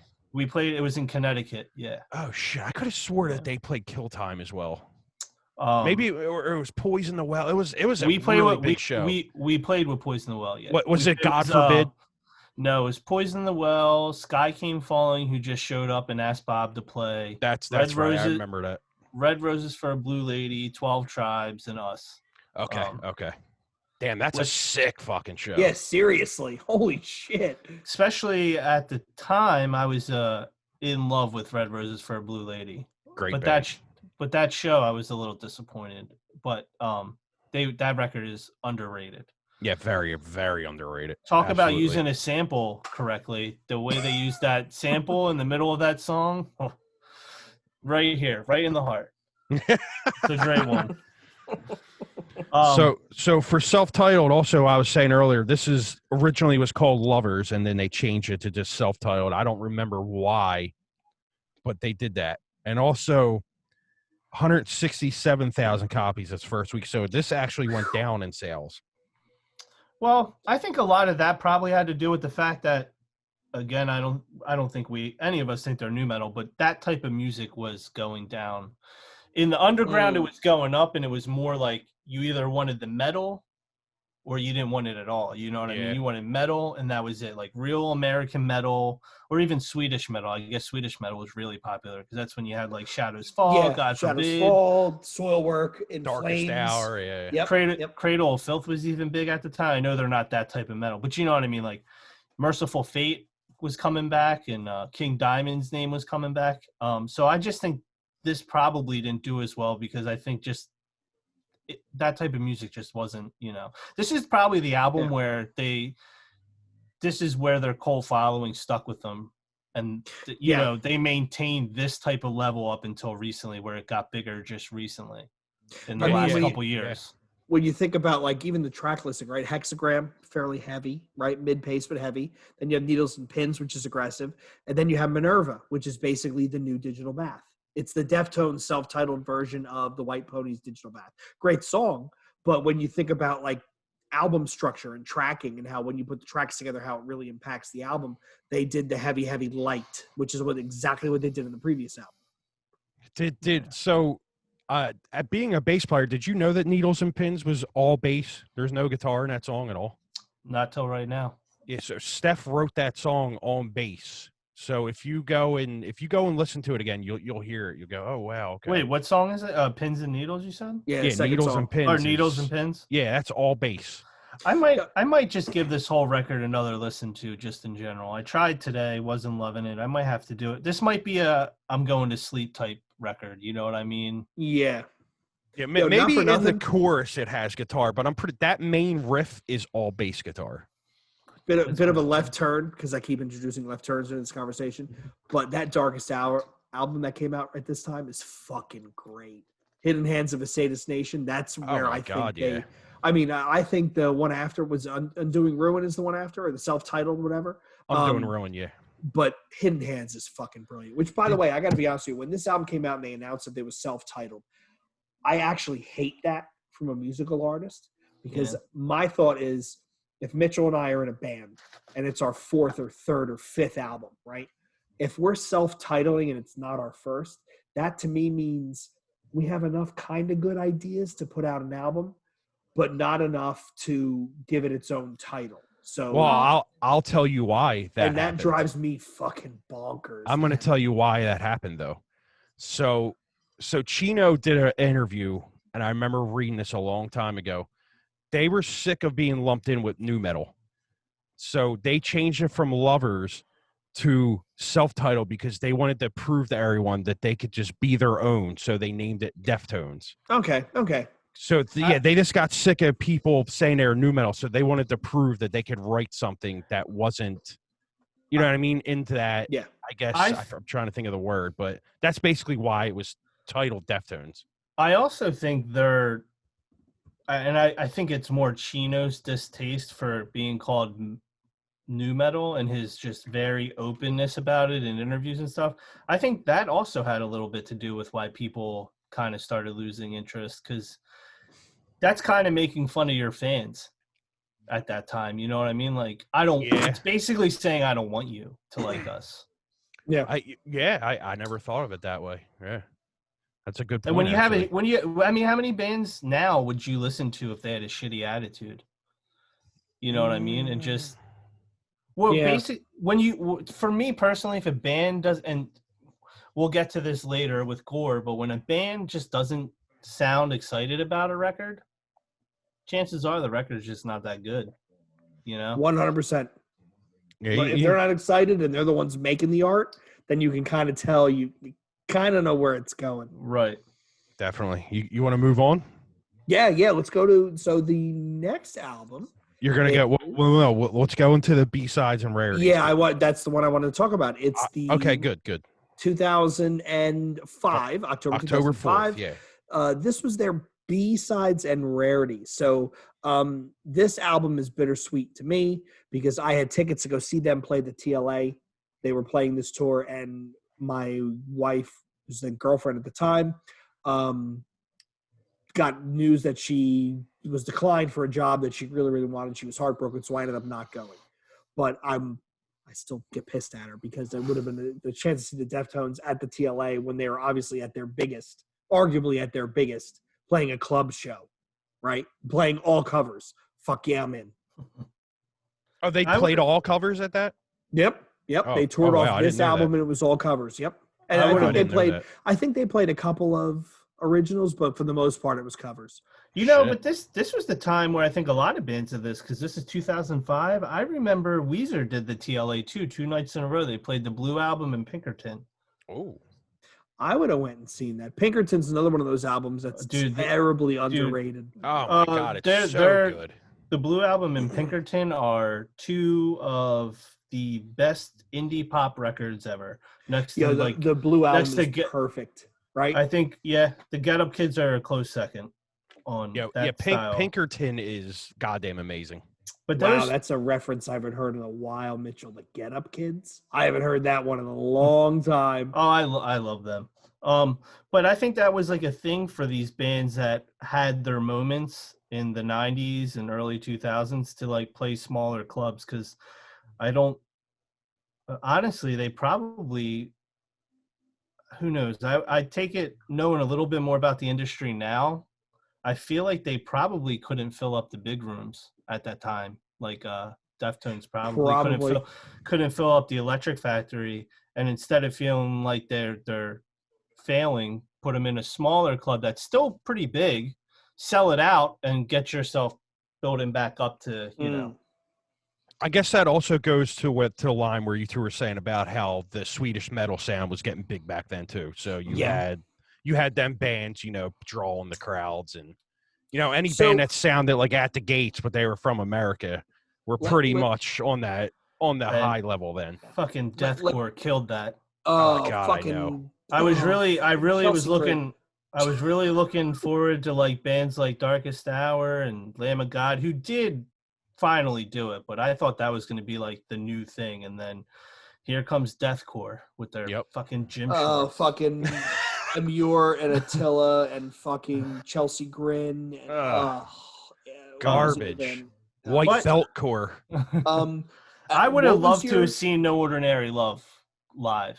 That would have been great goddamn song. What's your favorite track on this album? I'm a Sade stan, so. And they did a very good job of this. Yeah. And I when I first found out they did it, because I didn't know about this until a while after. But I was like, oh man, that's gonna be weird. And I heard it and I was like, this is actually really, really good. They did a good job. Yeah, Simple Man's good too. Yeah, my favorite song, and I don't like the original band, is Wax and Wane, because I think the cover is brilliant. And I'm not a Cocteau Twins fan, but I just think they nailed the song. And I got to give them credit for just doing it, because that is like most of their fans probably have no idea about that band. You know what I mean? Yeah. What else did they do on that record? They did the hell is that called? Is it Crenshaw Punch? Yep. Who is that again? I don't know. Even I can't remember. Doesn't list anything, which is kind of weird. I can't remember who that is. You know, a good cover they did with Korn, that Lowrider song. Yeah. Oh, you like that? That was fun. That was fun. It was fun. Oh, okay. There is a Deftone bootleg called Special Edition, which I have a copy of it in the back somewhere. I got to find it. And it's a bunch of covers that they do live along with like early demo stuff. And they cover South of Heaven. They cover Say It Ain't So, which is fucking awesome. Like, you can literally hear Chino hanging in the audience singing with everybody. It was wild. I got to fucking find that thing. All right, Tim, I gotta go hear on some Soul of so you these can too. find that. Yeah, that's what I'm saying. I gotta hear the Say It Ain't So lead solo, like one of the best lead solos. I just like, you know what part I'm talking about? Yep, oh my god, that back-to-back attack, man. Such a good. Well, that's another one of those albums, Mitchell, where, you know, people can say they hate on Weezer all you want. That Blue album is a perfect pop rock radio album. There is maybe one kind of not great track on the whole thing. Right. When they open with My Name is Jonas, it's fucking brilliant. That's a great song. Anyway, again, you guys are gonna make me. Yeah, you guys are gonna make me listen to them records again after this. Go off and listen to Weezer, but yeah, this was and again, this was a ballsy move for them because they're coming off of the self-titled, right? We all know that in hindsight, the drugs were really starting to kick in, right? Some of the internal strife was really happening, and in between putting out their self-titled and Saturday Night Wrist, they put out an album full of covers and they tour off it, doing all club shows. Sorry. No, go on. Could this have been? I don't know, so I'm just asking. But could this have been a move to end their contract faster? Like, they didn't do every album on Maverick, did they? I don't think so. Well, this was on Maverick. How about the one afterwards? Deftones? Yeah. Everything is on Maverick until you get to Diamond Eyes, and that's when you go to Reprise. Okay.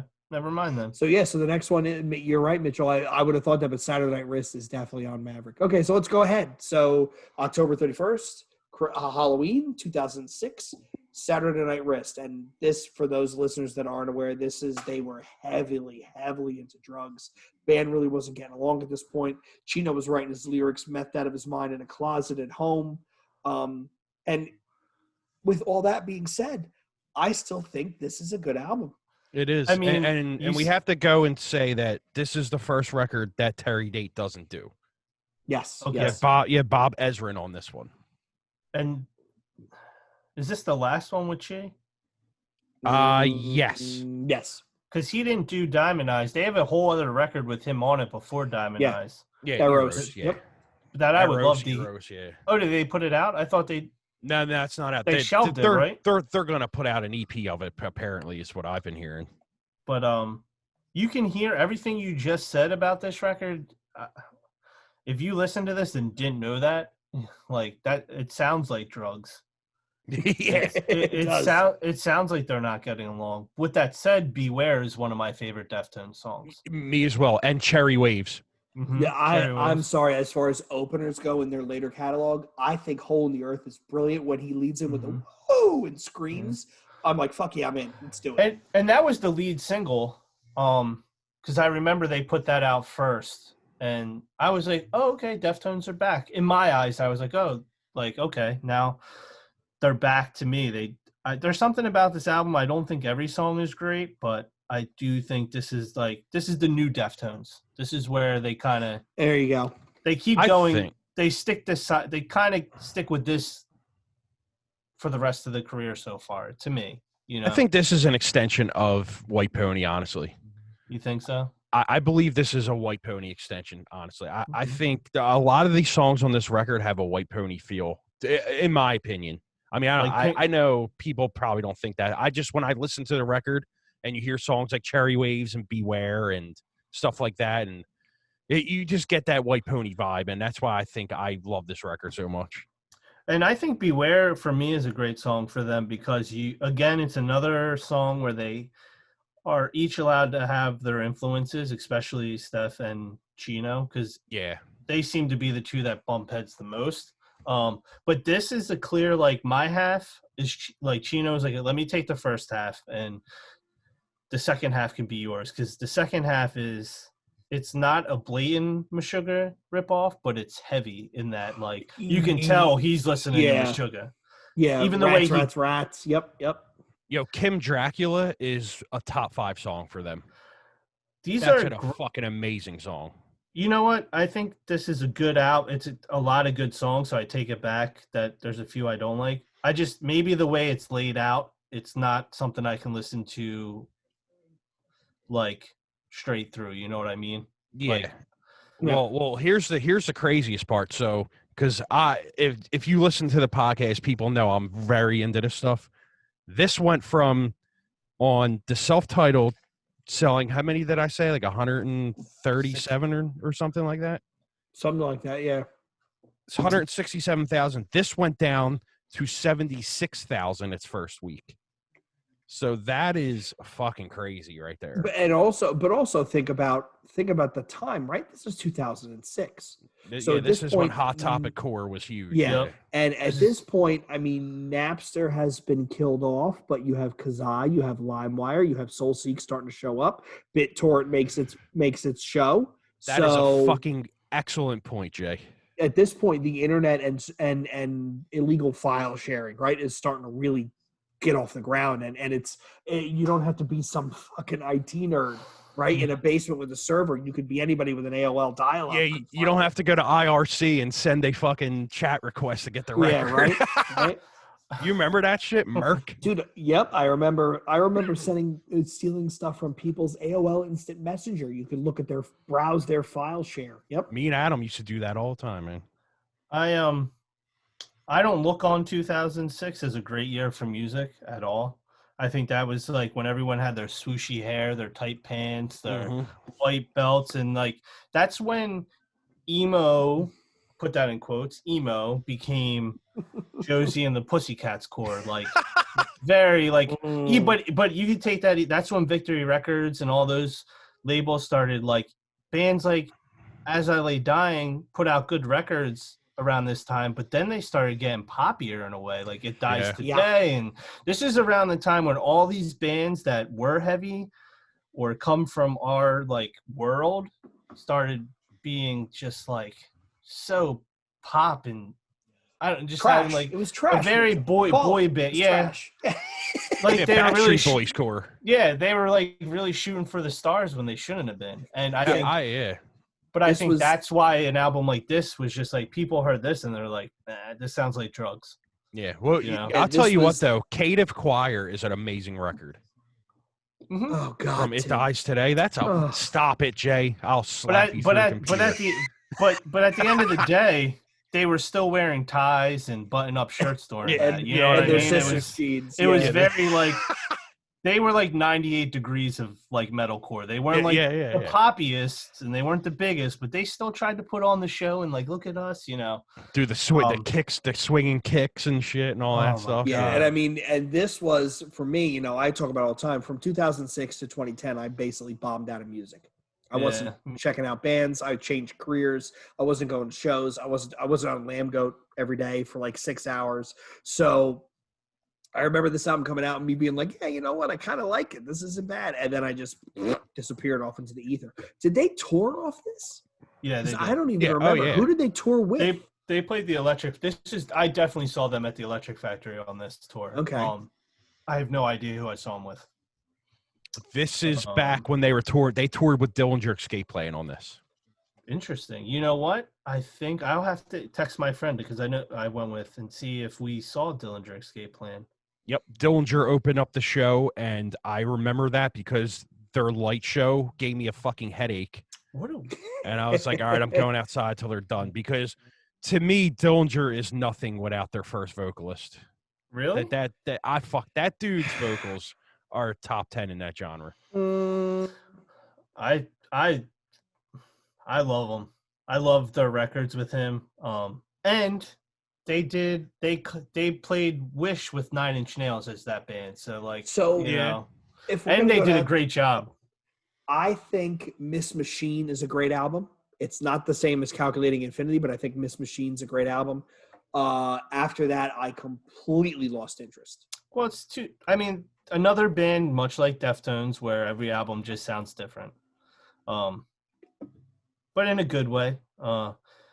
Anyway, that's a bizarre tour. Yeah, it was Dillinger and then an opener. I forget who the opener was. Because I don't really think I remember. I think that's Deftones. That's around the time where they were playing and they were not playing stuff off Around the Fur and Adrenaline. Yeah, at that point, they'd reached the point where they're like, hey, we're not playing old stuff anymore. Yeah, it was very White Pony and up to this.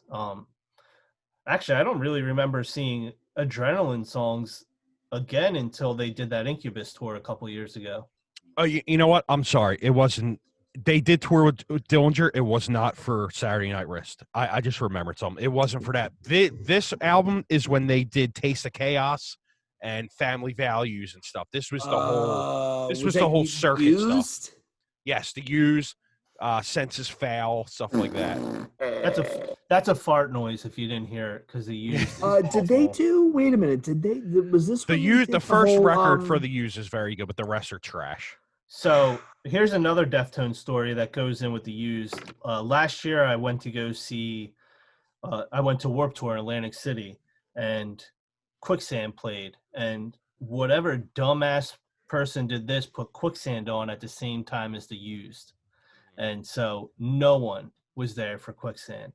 But I met Sergio that night, which was cool. Interesting that I met both their bass players at Warped Tour. Nicest dude in the world. It's funny because they were on.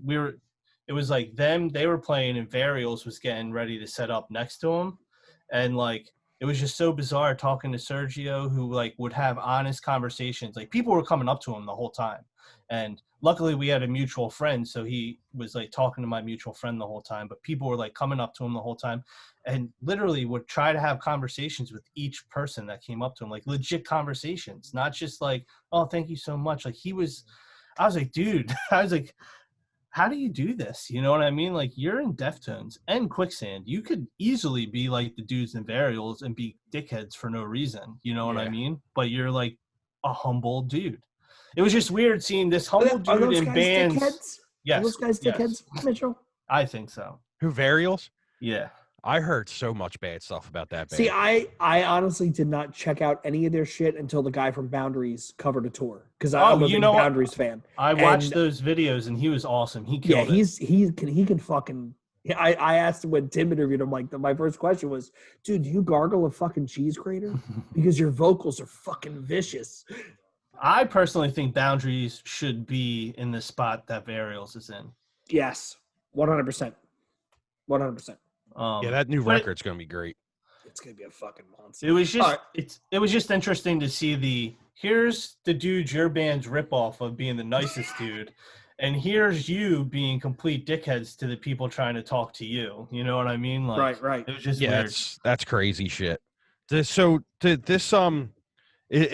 me though, this is another dark record, Saturday Night Wrist. They talked about they were strung out and at each other's throats and wasn't this the record that almost broke them up as well? Yes. Yeah. Okay. Did it really? I believe that they were just like, this is when they started like moving into like different towns and stuff, and they were pretty much just getting together once like a month or something. And Chino says the drugs were just so prevalent in his life that he just didn't give a fuck at the time. But to me though, the record is great, man. I mean, what is this? This is how many 20-something, 18 years into their career. So, I mean, even if they did break up, then that's still a long run. Yeah. Well, thank Christ they didn't. Run. And then the vocals were done by, this is another thing about this record. So he did the vocals with Sean from Sean Lopez from Far. Yeah, from Far, right? Yeah. So he produced the vocals for this. And I kind of think that was a wise choice on this record because the vocals are very good on this record. And another influence you can hear in their music is Far. Absolutely, yeah. Were you ever a fan of those guys, Mitchell? Mm-hmm. I think Water and Solutions is a great album. I haven't listened to them in a long time, but yeah, I did used to like them when I was younger. I probably would like them now. I just haven't, touch back on it in a while. There's so much new shit coming out. It's hard to go back and do all Yes, shit. it is. Did you see the tour with Hum and Far at the Factory? I saw Hum and Failure, and that's what it was. I'm sorry, Hum and Failure. Awesome, yeah, because I fucking love Failure. I always get them two bands mixed up for some reason. I joke with Chris Striegel when Failure did the reunion tour and they played the TLA.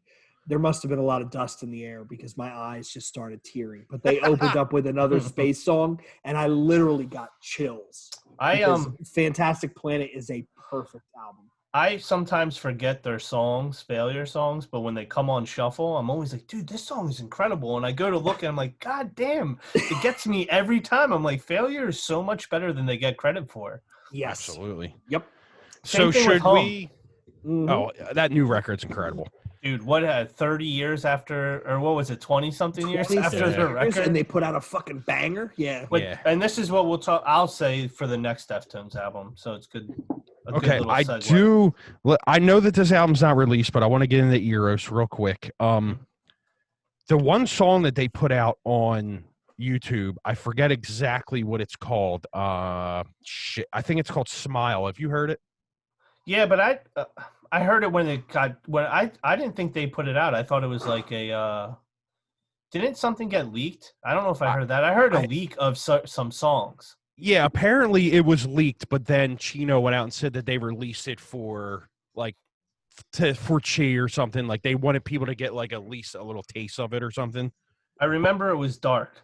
Yeah, that's what. Yeah, it pretty much just sounds like a Saturday Night Wrist like B-side to me. But it's a really fucking good track, man. They also said the record was like they went in and they were just like done with the Saturday Night Wrist sound and they went into like a more heavier version of Deftones. So that's why I'm always like so inclined to hear it because I want to be like, is this another like Around the Furish record or like what are we getting with it? Because it's just something that boggles my mind. Like, come on, man. You know what? They maybe they're waiting to put it out to be at the top of their new career so they can get as much money from it to give to his family. You know what I mean? Yeah. Well, yeah, that's a good point. I mean, they should. I mean, obviously that's probably what they're gonna do, but at the same time, it's like just put the record out, dude. Like because if they go on to where they break up and then they never put it out, that's just not right for Chi, and it's not. You got to honor him some way.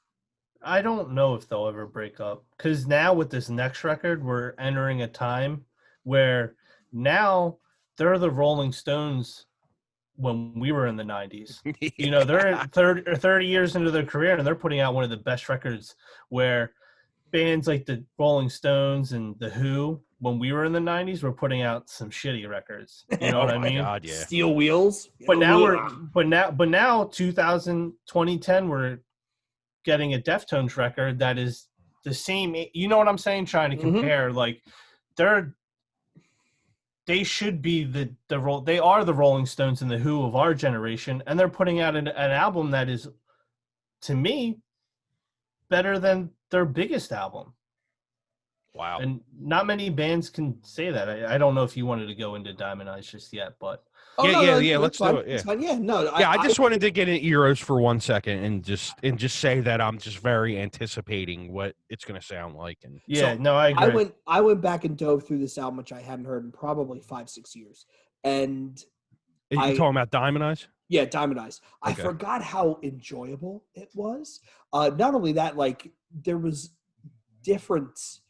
There was differences in some of the songs where they tried things that they hadn't done before. For example, you've seen The Butcher. There's almost a swing sort of riff to start that song off, you know, like, and I think to me that stood out as something, they're trying something a little bit different and it's working. You know, that song is in my top 5 Deftones songs from that swing part, but even just the way, this is where I feel like Abe's back, especially in that song. Okay. His drumming, he's back. He's filling in like the parts that the guitar, especially on this song, You've Seen the Butcher, would be quiet, and he's filling it in with just like, you know, whatever Abe does. It's just so good to me. That's a great song. It is. So before we go on the rest of it, May 4th, 2010, this came out on Reprise, and it was produced by I can't pronounce this dude's last name, Nick Raskulenitz. I can't even pronounce it. Has he done anything else? Because I was just gonna ask that. Yeah, he's done. I think he's done like Foo Fighters and stuff like kind of shit like that. Maybe. Yeah, Foo Fighters, Stone Sour. Yeah, okay. Coheed, Snakes and Arrows from Rush, Mondo Generator, Trivium. Yeah, he's done some big stuff. Oh, I was gonna say, because this album sounds great for a no-namer. Yeah, and he's clearly not a no-namer, but. And back to this record real quick before I forget, your buddy in Hurtpiece that we talked to on Ill Street. What the hell is his name again? Jake. Yeah, Jake. He asked us in your comments on your post. I guess he thinks that this is their best produced record. He wanted to compare it to like the Terry Date stuff. I don't really agree with that, but it's produced very well, but I just don't think it's their best production. I would agree with him, but it's hard to do that, and I guess it's hard to do it to even say what I said, that Diamond Eyes is just a much better record than White Pony for the same reason. But those Terry Date records, that was probably reel to reel, you know what I mean? Or whatever, analog or whatever. It was recorded to tape. Yeah. Diamond Eyes is at the beginning of where that stuff was outdated. So, you're thinking it's this is naturally it's naturally going to sound, you know, better. More polished. So I don't know. Yeah, I don't know if we can compare the two, just because it's two different forms of recording. Yeah, and that's a good point. Back to what you said. Not said, but this is another one of their masterpiece records, in my opinion. Yep. This is a record. When this record came out, I remember I bought it on. This is when Amazon was starting to ship CDs. I bought it on Amazon. It got to the house the day it came out, which was a Tuesday back then. Nowadays it's Fridays. Friday, yep. And I remember I was out of work because I tore my ACL. So I was just allowed to drive back in May because I went back to work June of 2010. Anyway, I remember putting the CD in my truck and I drove around just to hear it. And 6 hours later, I got back home because I put it on so many times. It made me fucking tear up because it was so fucking good. And I'll never forget just tearing up in my truck at a stoplight. Like hearing 976 Evil, I was like, wow, dude, like that's just, it's musical perfection, this record, man. But didn't Chino, to that point, Tim, talk about how they wanted to make a positive, happy record because of what just happened with Chi, where they said, you know what, we need to do something in that vein. So it's not insane that you would have that reaction because that's the exact milieu that they were shooting for. Yeah. And I also remember being like so pissed off that it took 4 years to put another record out. So when I got this in my hands, man, the excitement, like the adrenaline in my fucking blood was just like flowing, dude. And it teared me up. I still tear up when when we get to the new album, I'll say that again. But this record holds, like Mitchell said earlier, this holds a special place in my heart, man. This record. It's just fucking good, man. This is since Around the Fur, the only album to this date, obviously, till this came out, Diamond Eyes, that I was like front to back banger. I'm not turning it off. Yep. Everything before this, I skipped a few tracks. Yeah, this record got fucking somebody got a hold of this record and leaked it on the sites. Yeah, I remember that. Yeah, dude. Now that you say that, I remember that. Somebody leaked it, and I remember, I'm like, do I just wait till it comes out because I wanted it like all in its glory, and somehow I held off and didn't download it. So I have a great off-topic story about album leaks. A buddy of mine, again, shout out to Emil Muzz, I'm not a pagan, came across a leak of Pig Destroyer's last album, Book Burner, and he sent it to me and he goes, dude, I think it's kind of fucked up. I said, what do you mean? He goes, well, all those songs are like 1 minute and 20 seconds. And I'm like, motherfucker, that's grindcore. That's what they're supposed to be. And then the full album comes out and I'm like, Rob, you jackhole. It was the full album. It was just Pig Destroyer, man. It's 90-second songs. What are you talking about? Talk about another band that's so far into their career and put out a banger, like so late in their career. I don't know, Mitchell. I would debate that one with you. Head Cage, I would debate that one. Book Burner, yes. Head Cage. What about, we probably shouldn't get into this conversation. No, fuck it. We're not like, what about, was it the Napalm Death? Yeah, the new one?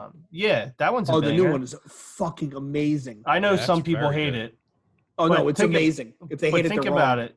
But think about that. I mean, it's another record. To me, it's cool that these older bands are putting, and Deftones is one of them with their newest one, are putting out records that are so good, so late in their career. Yeah. Meanwhile, these newer bands are putting out records that sound like old Napalm Death. Yeah, and you know what? I'm going to listen to it because it's great. But there's it's just interesting that the older people are still pushing the boundaries, but kind of getting ignored from the younger kids.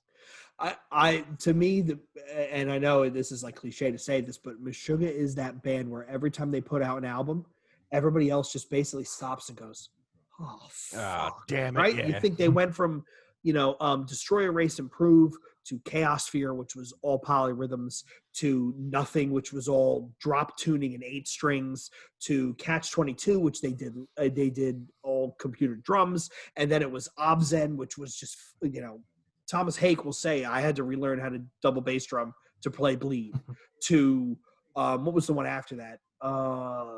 Kolos, where that one song, the demon's name is Surveillance, where he's just doing double bass runs with his feet for 3 minutes. It's like, dude, it's fucking sick. I know. That's I'll be honest. I don't really stay on top of Meshuggah, but there's a couple albums, Mitchell, you could have skipped and you would have been you would have been well within your rights to, and everybody would have went, But I do watch their drummers' YouTube videos because why wouldn't bonkers.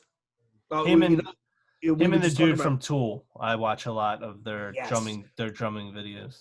Tim and I were just talking about the other night. Danny Carey. Yeah. Mitchell, Tim and I were talking about the other night. The guy from Beneath the Massacre.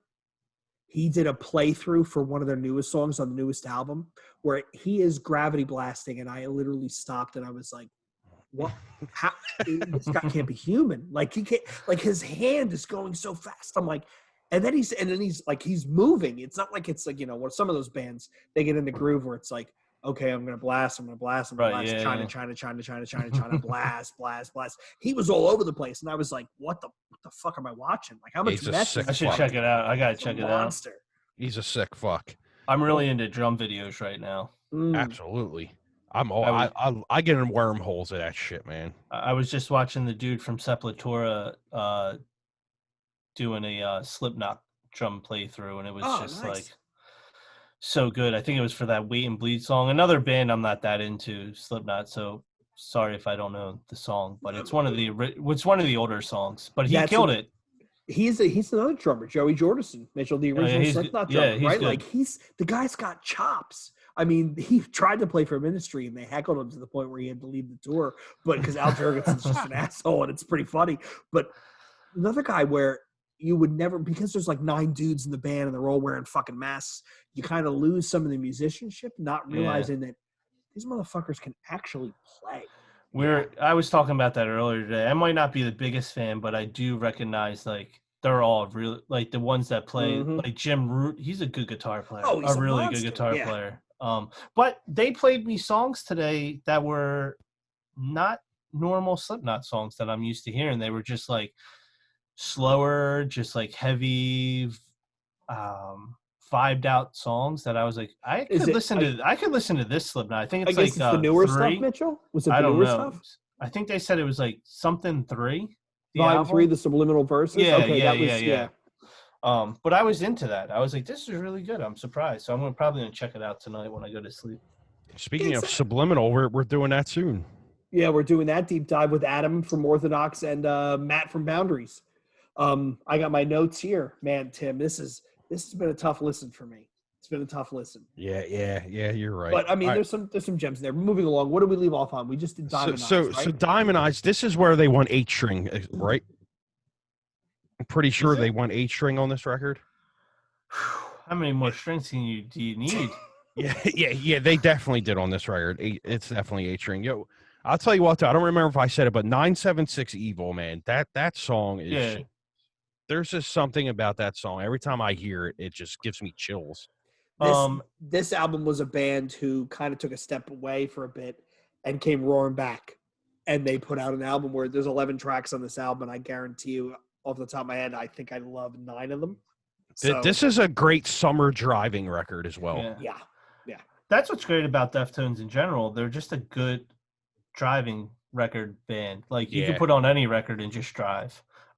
I think you see a little bit of Chino's ISIS influence going on a little bit in this record, a little bit more than anything previous to this. Really? I don't know if you guys hear that. Yeah. Wow. I'm going to have to listen and send you a text to the songs I mean. Yeah. Definitely do that because I don't remember hearing that in this record. You could definitely hear it in Gore, but. And this is around the time where he put out his solo projects, right? Is this around the time where he did like. Yeah, so this would be Team Sleep and the other band he did Crosses? was like 16. Crosses was like 15, 16, right? Wasn't that Crosses is it Crosses that is ISIS with him? No, that's Palms. Palms. Okay. What's your favorite Chino side project, Mitchell? Probably Palms because I love ISIS. Oh, I love Palms. It's straight up Depeche Mode worship. I can't get mad at it. I'm not a huge I don't really like the Team Sleep album. I like songs off of it. I think the drummer from Hella is just going off too much for me. Like too many fills. Just I don't know if you guys ever listen to that band Hella, but it's just that I don't really know how to explain it. I did when you told me because I remember I could have swore I did tell you that. I could have swore it was the drummer from Dillinger on that record because I know he plays with them live now. But then you told me that, and I went and listened to him, and I was like, okay, it's a little. And it's kind of, but he played the same drums in Hella, kind of. Yeah. And I don't think I just didn't like that he carried that over to Team Sleep with these songs that aren't that type of drumming. Like that's not the type of drumming. Or maybe I just don't get it. I don't know. Maybe I don't get what they were trying to do. Yeah, but there is Team Sleep was Sean from Far, right? Was it? I believe he's in that band, right? Remember. What was that song with the girl and the song lyrics were about?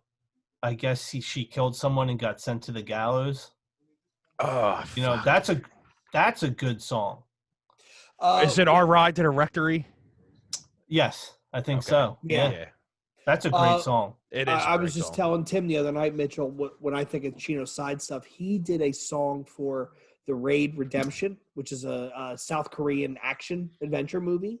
He did a song called Razors Out, which is one of the best songs he's ever done. It's just him with somebody else. I think it's Mike Shinoda from the DJ from Linkin Park. Oh, yeah. Easily one of the best songs he's ever done. That's And kind it's of one cool. of those songs where I watch the movie ends, the credits come up, the song starts, and I went, that's fucking Chino. I know that's Chino because his voice is so instantly I recognizable. have to check it out. Yeah, me too. I don't think I've ever heard that. I like that they did something together, that dude from Linkin Park, because I like Linkin Park. He's got those first 2 albums, 3 albums. Meteora, what's the first one? Hybrid Theory. Hybrid Theory, yeah. Yep. Yeah, I don't care what anyone says. I don't care how cool and how hardcore you are. That fucking record's amazing. It's a good record. Yep. Just don't care. See, I'm one of them dudes. I just, I'm No, sorry if you're too hardcore to like Linkin Park, but that record's fucking incredible. I think the Jay-Z mashup was good too. The fucking remix album is great too. Yeah. Never heard that one. Oh, it's awesome. It's good. So in the same time of Diamond Eyes, though, I just want to get this out there before I forget. On April 16, 2011, on Record Store Day, they put out the Covers record, and then they also next in October put out the vinyl collection. So you had 3 things all in 2 years for them, which is the Covers record obviously has a lot of the B-side and rarity stuff on it because there's a lot of covers, but that Covers record's good, man. So you get 3 in 2 years, which is, you never get that from bands. And then speaking of that, we're getting another remix record soon, which I already pre-ordered. I can't fucking wait because I'm a Mitchell. Tim will tell you I'm a big remix nerd. Like I love the fucking Fear Factory remix album. Yeah, I think the Zayo remix album they just did on the fucking floppy disk was awesome. I didn't hear that. I didn't even know it was a remix album. Make it industrial. I'm all in. Really? Add some synths. I'm all in. You said Zayo? Zayo. They did the metal core band. Yeah, the one that we remember. Yep. Splinter Shards. Okay. Let me. I gotta find the title, but yeah, they released it on. They actually released it on a Nintendo cartridge too. Oh, you know where? Because where they got that from. What I'm going to guess they got it from is their guitar player used to be in Creationist Crucifixion, and they used to do things like that. They had the Game Boy, and they had a whole album in the Game Boy. You had to get the game. You had to get the game, and you had to I don't know. You had to decipher. I don't know whatever they did to it, but Creationist Crucifixion used to do some crazy shit like that too. Sick fucking band too. Yeah, you interviewed him on Ill Street, right? Yes. And I think that's where I found out he was in Creation and Crucifixion. Yep. I was like, I knew you were a good guitar player, but I didn't think you were that because they're a more chaotic band. But yeah, Scott. Yeah, it was called Remix Reboot, Reformat Reboot. I have to check it out.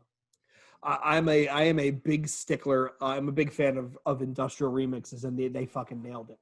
Right, Tim, we got to get Monty Connor on to talk about remanufacture. I want to pick his brain about that. What a great record! Monty. Oh, I know, right? Fear Factory, man, they had their moment of. I don't know what happened, but they had a moment, and it was there's some of the first 2 records. Is it the first 2 records? Demanufacture and Obsolete. Obsolete. Hold up today. Well, that's 2 and 3, but yeah. Okay, so those 2 records hold up today, like brand new. I was listening to Demanufacture at the gym the other day, and I was like, dude, this just sounds like it came out today. It's a fucking monster, right? It is fucking man. monster. But we're getting way off the rabbit hole. Yeah. What did we just do? We just did Diamond Eyes, right? Mm-hmm. Yep. Now we're on Koi. Okay, so Koi no Yokan. And what year is this, Tim? November 12th, 2012. On Reprise. This was again produced by Nick, however you say his name. So I think again this was the first album of Keep Me Honest. This is the first album where they actually incorporate Sergio into the writing, right? So with Diamond Eyes, they wrote a lot of it and they brought him in to play bass, whereas this is the first album that he actually gets to show up and add some writing credits. I think Swerve City is a great way to start the album. I think songs like Graphic Nature, Poltergeist, different stuff, but I really enjoyed this. And this is another one of those albums where you put it in and you're like, shit, I can't believe they're still this good after all this time. Graphic Nature is a fucking gore song. I hate that song. This is that's not a good song. You're no fun. This is another record I put it on. I don't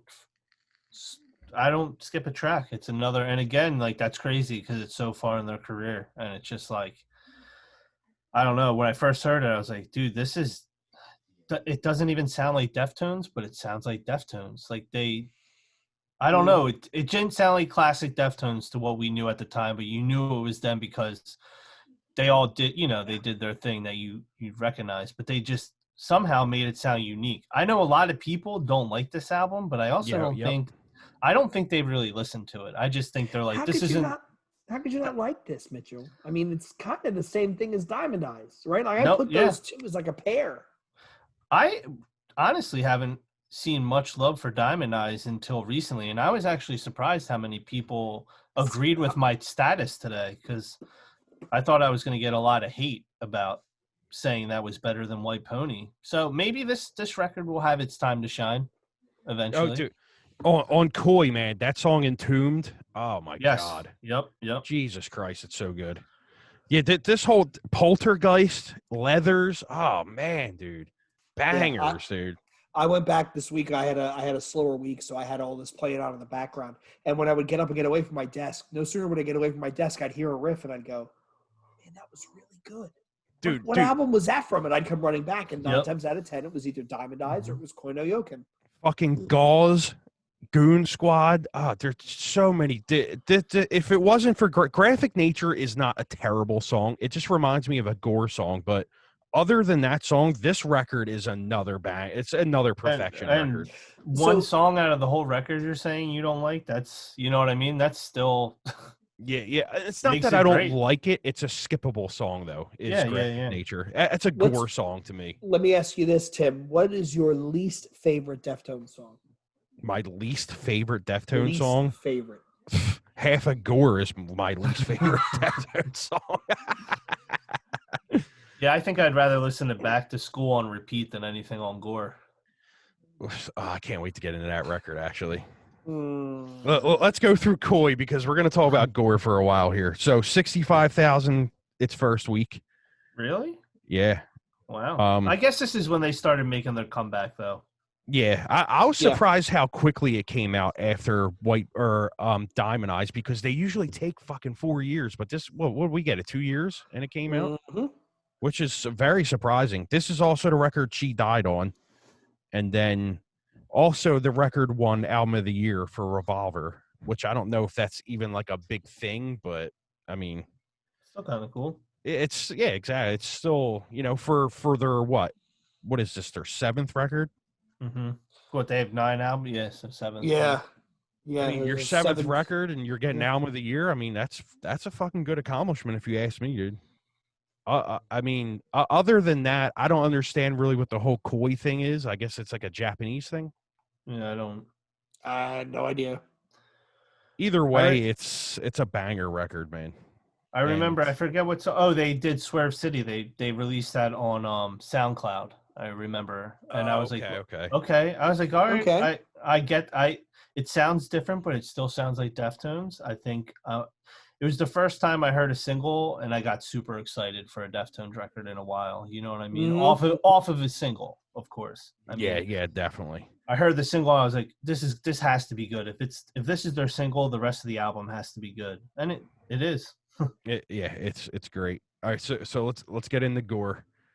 Okay, so Gore comes out, and this is April 8th, 2016.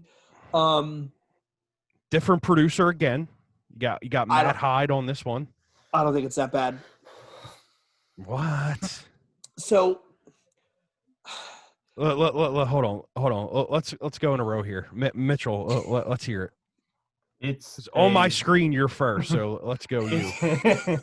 It's a boring Chino side project. Like, I think I would like it better if he put it out as a side project. It's very clear from interviews, but even without the interviews, it's clear that him and Abe did this, and everyone else had very little input on this. Yeah. This was written in his home studio, and he was just sending tracks to people and saying, basically, this is the record, here you go. This just doesn't sound like Deftones. This is him getting an ego from so many side projects and all that shit to me. But yeah, and I think this is where he got clean, right? Like he stopped, like they finally cut the drugs out. And maybe that clarity led to some, because it's well documented the schism he had with Stefan, and how Stefan, they basically just sent him the songs and said, write some guitar to this, and you can tell there is virtually none of his presence whatsoever. I think 90% of these songs. I feel like I read an interview where he basically said he wanted nothing to do with this record. He didn't even want to say he was part of the band on this record. You're right. Which I don't blame, because again, it's not a Deftones record. This is the record I put on, and I was like, you're all happy, you're listening to it, and then you're just, after the songs go, you're just like, wait a minute, what happened? Yeah. I waited this long for this shit? Right, and 4 years, right? Yeah, I mean, and don't get me wrong, Prayers Triangles is an amazing track. I love Doomed User. I also love track 5. I forget what it's called. You have it in front of you, Jay? Yeah, it's Hearts Wires, which is one of, I think, the singles. And even the love lead that off, the self-titled Gore, Abe's drumming is right in the front, right? It's all snare and hi-hat work. But like you said, Mitchell, it was the Abe and Tim. It was the Abe and Tim. I'm looking at Tim. It was the Abe and Chino show, right? Stefan and Sergio were really just along for the ride. I don't think it's terrible, but I don't think it's a good representation of the Deftones and their ability as a band. Right, and that's where I'm like, I don't think it's a bad record. I think it's a bad Deftones record. Fair enough. Yeah, you know what? I've forced myself to listen to it so many times because I want to like it, because they're my favorite band and I want to like it. But when you get to track 6, I think it's like Pitora something. Mm-hmm. And then you go to Xenon, and it's just awful shit, man. What the fuck were they thinking back then? And that's it was Chino. It was all Chino, no Stefan. And that's why I'm so hard on it, because first of all, I can't believe it's 4 years old. I can't believe I've been ragging on it for 4 years. Right? But come on, Mitchell. I've been ragging on Saint Anger for almost 20. It's okay. When you look back on Saint Anger, it's not that bad.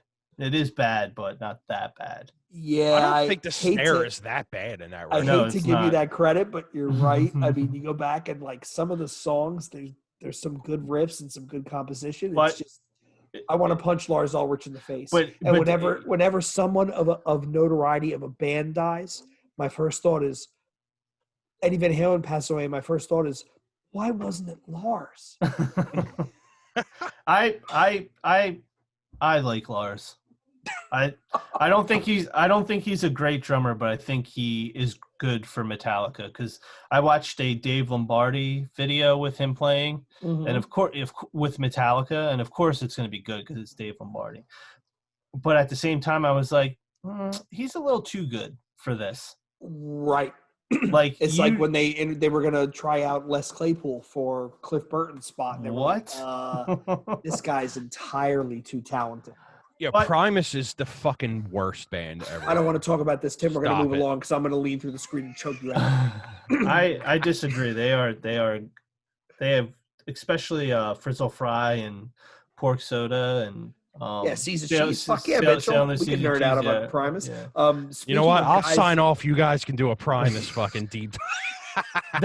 Dude, Sail on the Seas of Cheese has some heavy ass songs on it. Yeah, it does. Speaking of guys who are too talented for the bands they auditioned for, do you ever see the Kevin Talley audition video where he auditioned for Slayer playing God Hates Us All?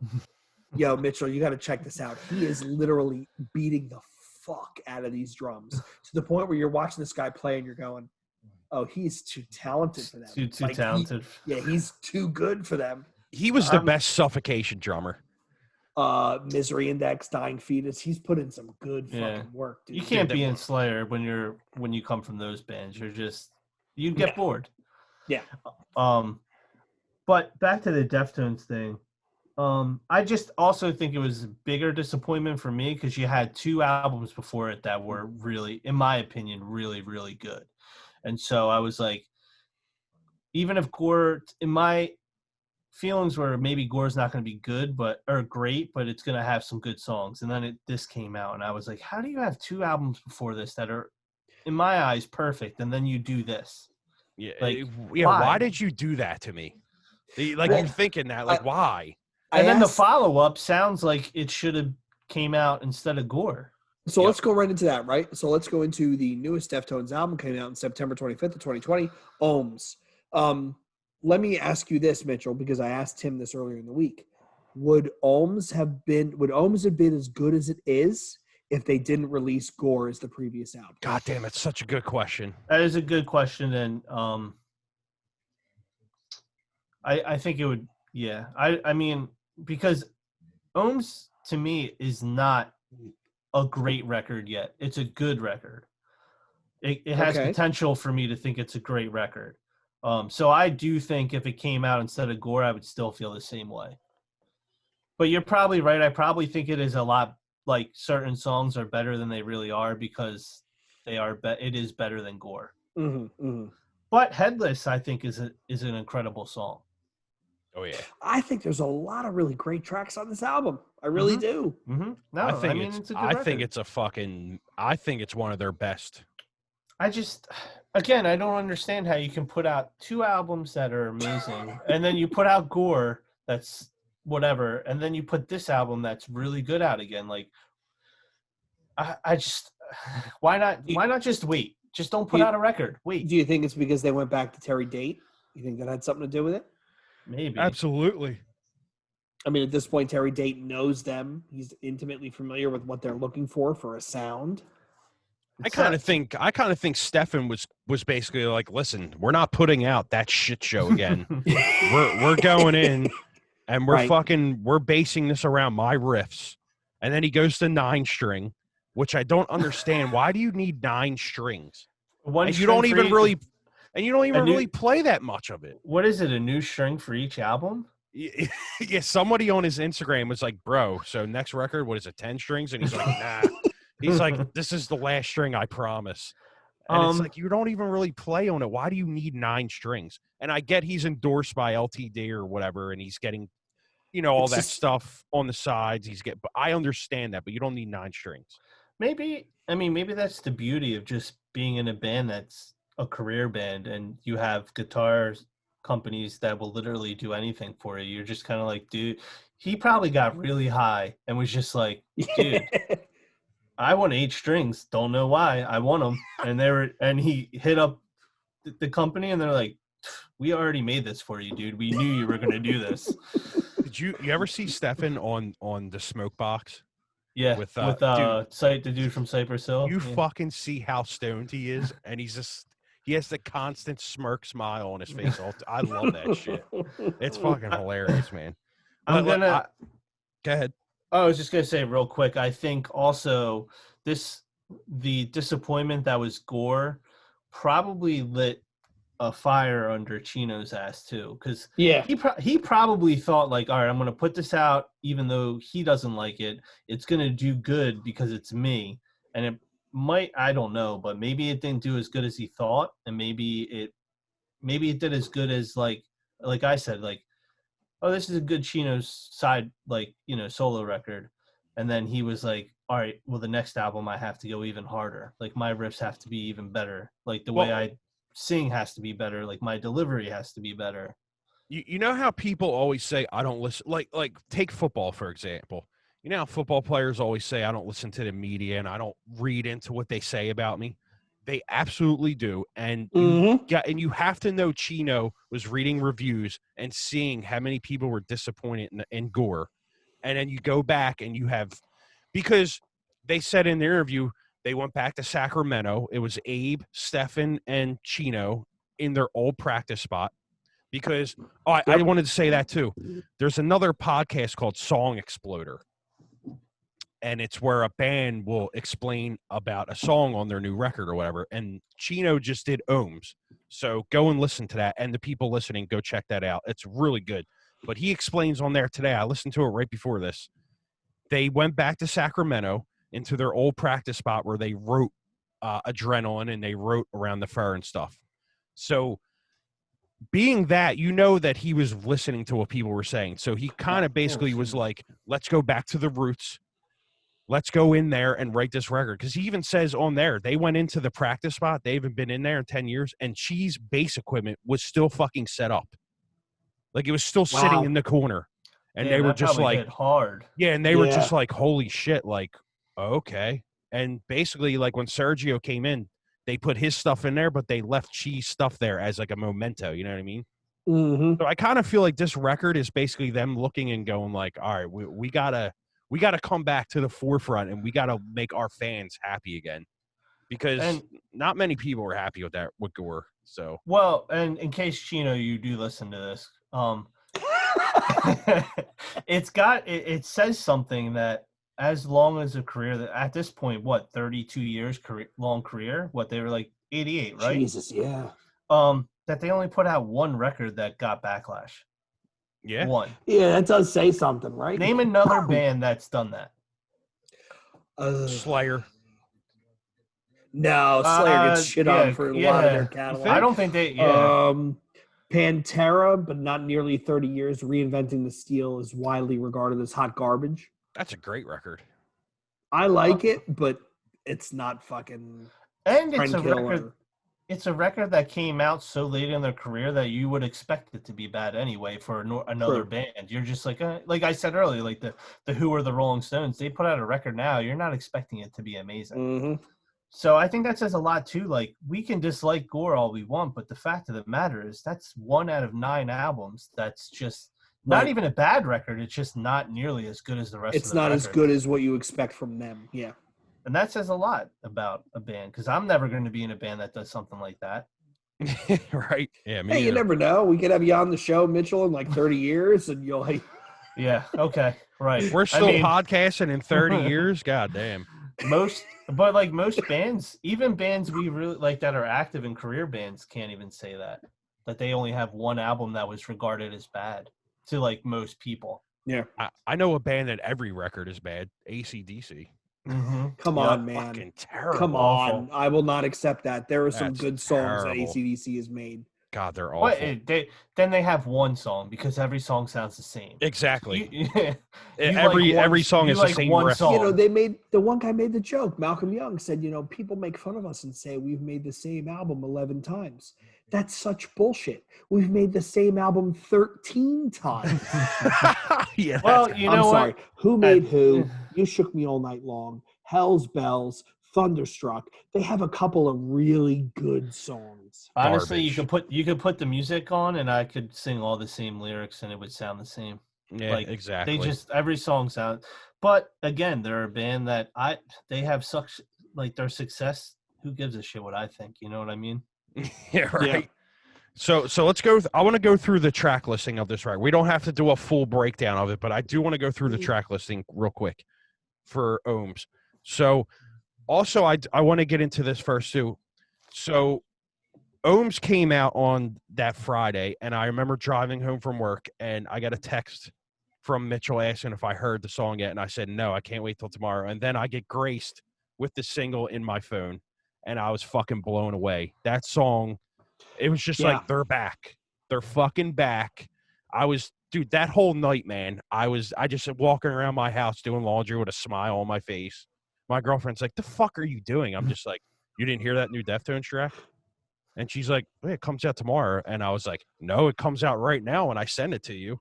She listened to it, and she was like, wow. I'm like, yeah, like, they're fucking back, man. And it says a lot when then you find out it's the last song on the album. Which is fucking right. Real, man. You want to talk about fucking balls, right? Who releases the last song on the album as the lead-off single?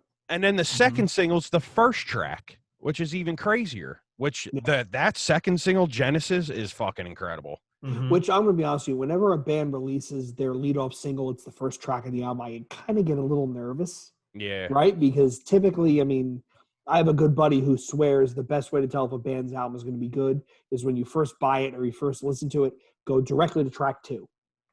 Don't worry about the first song. Go directly to what they think is a good follow-up. And if that song is good, then the album is going to be good. That's good, yeah. If you think about some of the perfect albums we've talked about, track 2 is usually a banger. So. But when we were younger in the 90s, you remember, it was track 7. That was the track. That was track 7. That was the second half, Mitchell. It's when you flip the cassette over. Yep. The track 7 was the song. Yep. On every record back then, you know. But yeah, that's a good way to look at it. It's track 2. See how good that is. So Genesis to me is more of a that's a Deftones song, but that's more of a like that to me. That's like a Koi song. I kind of feel like it's a record or song that could have been on Koi. And then you go to Ceremony and how do you say that? Urantia? Urantia. Urantia. Yo, that song, and I was saying this when Diamond Eyes came out. When I listened to that song, track 3, it brought tears to my eyes again because that song is so fucking good. It's another one of them songs where you said on White Pony where it was like, the sexy fucking record. That song right there is everything to me for that band. I think that is why they're the best band ever. That fucking riff in the beginning, dude, just so good, man. Yeah. Like I think going to that recording studio where they went is what made this record be that good. I didn't know they did all that. That's pretty cool. Yeah, I mean, and then Era is really good. The Spell of Mathematics, like they're just on another level right now, and it's my album of the fucking year. So let's talk about Deftones song titles. If you look back through their career, they never once went into the whole, hey, we're going to do 70, 100 words, right? Like Dr. Doom, a man of science, doesn't believe in God, why the fuck do you? Which, by the way, I love Curl Up and Die, so I'm not picking on them. But, I mean, they never did the whole 30 lines of song titles. They never did the lazy, our chorus uses this word 6 times, so we're going to use this as the title of the song. I think they've always been very unique with their song naming, which also stands out to me as musical craftsmen. Well, what I learned today is half the songs we can't even pronounce. That's just him. I'm terrible. No, I'm looking at him and I'm like, he's like, is that how you say it? I'm like, I have no idea, dude.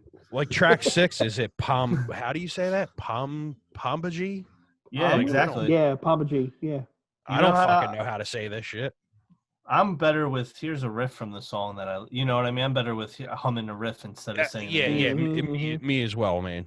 So listening to this record, what are your standout tracks? Mine personally is Headless. A lot of people are saying that, man. My buddy Matt, who's a huge Deftones fan, he came over the night after it was released, and we had like a little Deftones party. We listened to the record like 3 times in a row. And he was just like, I think Headless is the best track on this record. It's another track where Abe gets to show off his little spice. You know what I mean? The riff is just open, and then he utilizes the hi-hat in those parts so well that it makes it not boring. You know what I mean? You know how open chords. We grew up in a scene where every song was an open chord. You just heard the open chords so many times. They somehow made it sound good because you know what hardcore band did them open chords the best was Death of Your Perfect World. God damn it, they were them open chords on there were just so good. Are you talking about Buried Alive? Yeah. Oh, okay. Yeah, I thought you meant there's a band named that. Oh, no. Yeah. Them tracks on Death of Your Perfect World have some of the best open chord structures I've ever heard. Talk about a record that was way ahead of its time. Mm-hmm. Mm-hmm. That in the Turmoil record. The Process of. Yeah. Yep. Mm-hmm. Jesus. Oh, yeah. We want to talk about a band that they were a decade ahead of where they should have been. Yeah, I mean, but I put that record and the Buried Alive record, to me, they're similar in so many ways, but they're both so timeless. Like, bands still don't capture the sound of those two bands. Like, when I hear someone say, like, oh, yeah, our band isn't, like, it's like for fans of Turmoil or fans of Buried Alive, and 99.9% of the time I go to listen to that band, I'm like, you sound nothing like those bands. Exactly. And you get mad, right, when they make that reference. Yeah, I do get mad. And it's kind of like when Manson says, "Oh, my new album sounds like Antichrist," and you put it on, it's like, no, it doesn't. Yeah, no. Maybe the attitude you were doing going into it, maybe that's what made you feel that way. Whenever a band says this is our hardest album, or this is so heavy, we're going back to our heavy roots, I'm like, shut the fuck up, Jamie Johnson. It's gonna be. Yeah, he's doing that right now. It's so hard. It's like I'm really. I know you had him on the podcast recently, but I hate when people are like, for fans of Dead Guy, and then you listen to it and it's not Dead Guy at It's not all. Dead And Guy. I'm like, oh. But bands like, someone brought up Breathe or Resist. Was it you in the System of a Down? Might have been. Anyway, they're a good example of the first time someone was like, yeah, they're influenced by like Dead Guy. And I heard it. I was like, Yeah, I hear okay, it in this. okay. Or like Every Time I Die, too. Yeah, Breathe or Resist. They were Kentucky, Louisville. Yeah, they're Kentucky. Down there with like Lords and there was another. Coliseum. Yeah, Coliseum. Yeah. Mm-hmm. Lords is another band that I fucking loved, and they kind of just fizzled out and never got the attention they deserved. They did a cover of Antichrist Superstar, and they did a cover of You Can't Bring Me Down by Suicidal Tendencies, which was fucking bananas. A lot of those bands I feel like were very they didn't want to be a part of the scene anyway. I think they wanted to be a part of their own scene. So I think they went under the radar. Like Breathe or Resist, I know got a little bit of love, but they were playing basements in South Jersey for like even at their biggest, you know, and I feel like that was a personal choice, like because I think they were like punk rock dudes, kind of just like that punk rock crust that fucked with like or really fucked with like shellac and stuff like that. And you know how Steve Albini is; he's very like not into being cool. He's an interesting dude. He's got his ideas and he's sticking to them. Yep. Anyway, so I guess next, I guess we can just go into the White Pony remix record, what our expectations of that, and then I guess last thoughts, and we can get out of here. I just noticed it's fucking midnight almost. Jesus Christ. I knew this was gonna be a long one. I'm a remix fan, so I'm really looking forward to it. The one track that they did release so far sounds fucking great. Was that the Purity Ring one? Yeah, okay. And when you look at who's doing some of the remixes, it's like Mike Shinoda. It's people who know their way around a remix, right? Phanogram. So I like Phanogram. That album is fucking great. I'm very excited to hear that streetcar thing they're doing. I'm going to take us down a weird left turn. So, Mitchell, you're a Nine Inch Nails fan. Do you remember when Further Down the Spiral came out? There was 2 remixes, and they were both by Aphex Twin, and they sounded nothing like the source material. Do you remember that? Yeah, I have that record. I have the CD somewhere still. I was going to look for it, but I read an interview. It was a book called Generation Ecstasy, which talked all about like rave culture. Aphex Twin, Nine Inch Nails contacted him and said, "We want you to remix this shit," and they sent him the raw audio, and he didn't do fucking anything with it. And then one day he's whacked out of his mind. There's a knock at the door, and it's some record label guy saying, "Hey, we're here to collect the remixes for blah, blah, blah, blah, blah, blah." So he says, oh, shit. He grabbed a couple of random recordings and gave them to the record label guy and said, "Here's my remixes." And that's what Nine Inch Nails used. And Trent Reznor loved them. Because you remember how they sound nothing like the source material? Yeah. It's like, what does it sound like when a computer farts underwater? Like the orb? That's what it sounds like? Yeah, dude. It was him grabbing scratch tracks. Nine Inch Nails, well, Trent Reznor always put out good remix records, because that was the Further Down the Spiral was great, because that my favorite one off of that is the Eraser. I forget the name, but it sounds like a medieval song. Yeah, that one's great. But the Perfect Drug remixes, the single, did you ever? Yep. They're all. I think Aphex Twins does. Maybe that's one of the ones you're talking about, but I think he does one of them too. I love that A Perfect Drug. I thought that was a great song. I thought that was at the point where he was collaborating with David Bowie. So Out the Outside, I'm Afraid of Americans, right? Lost Highway. That was that whole era. Yep. Great soundtrack. He also did stuff. I guess he didn't do it with David Bowie, but the Crow soundtrack, he did that too. He curated all that. Did he? Yeah. No shit. That's why there's a lot of covers. He got a lot of them to do covers. That's one of the better Cure songs, Mitchell. Hey, did you know they wrote that in one night, and it was just 2 of them. Not the whole band's was not part of that. I read an interview. I forget who the other person was that wrote it with them, but okay. Yeah, that was written in one night. And I agree, I think it's their best song. So we'll put Tim on the shelf here, Mitchell. You and I can take over. What is your favorite Cure album? And you can't pick Disintegration. All right, give me 1 second. I knew when I said you can't pick Disintegration, it was going to be. No, it wouldn't be that anyway. Dude, Pornography is a great record. Oh, Three Imaginary Boys has a lot of songs. Like I could put that on and just walk away. Okay. And I know it's not an album, but they are one of the few bands where the greatest hits record is insanely good. Which one? Staring at the Sea or the second one? Because they're both amazing. No, I mean Staring at the Sea is good, but for another like it's good, but it's a little bit. I think that doesn't that one dive into a little more of like their B-sides too, though. I think so. I think so. No, yeah, the greatest hits one where his hands are just like that.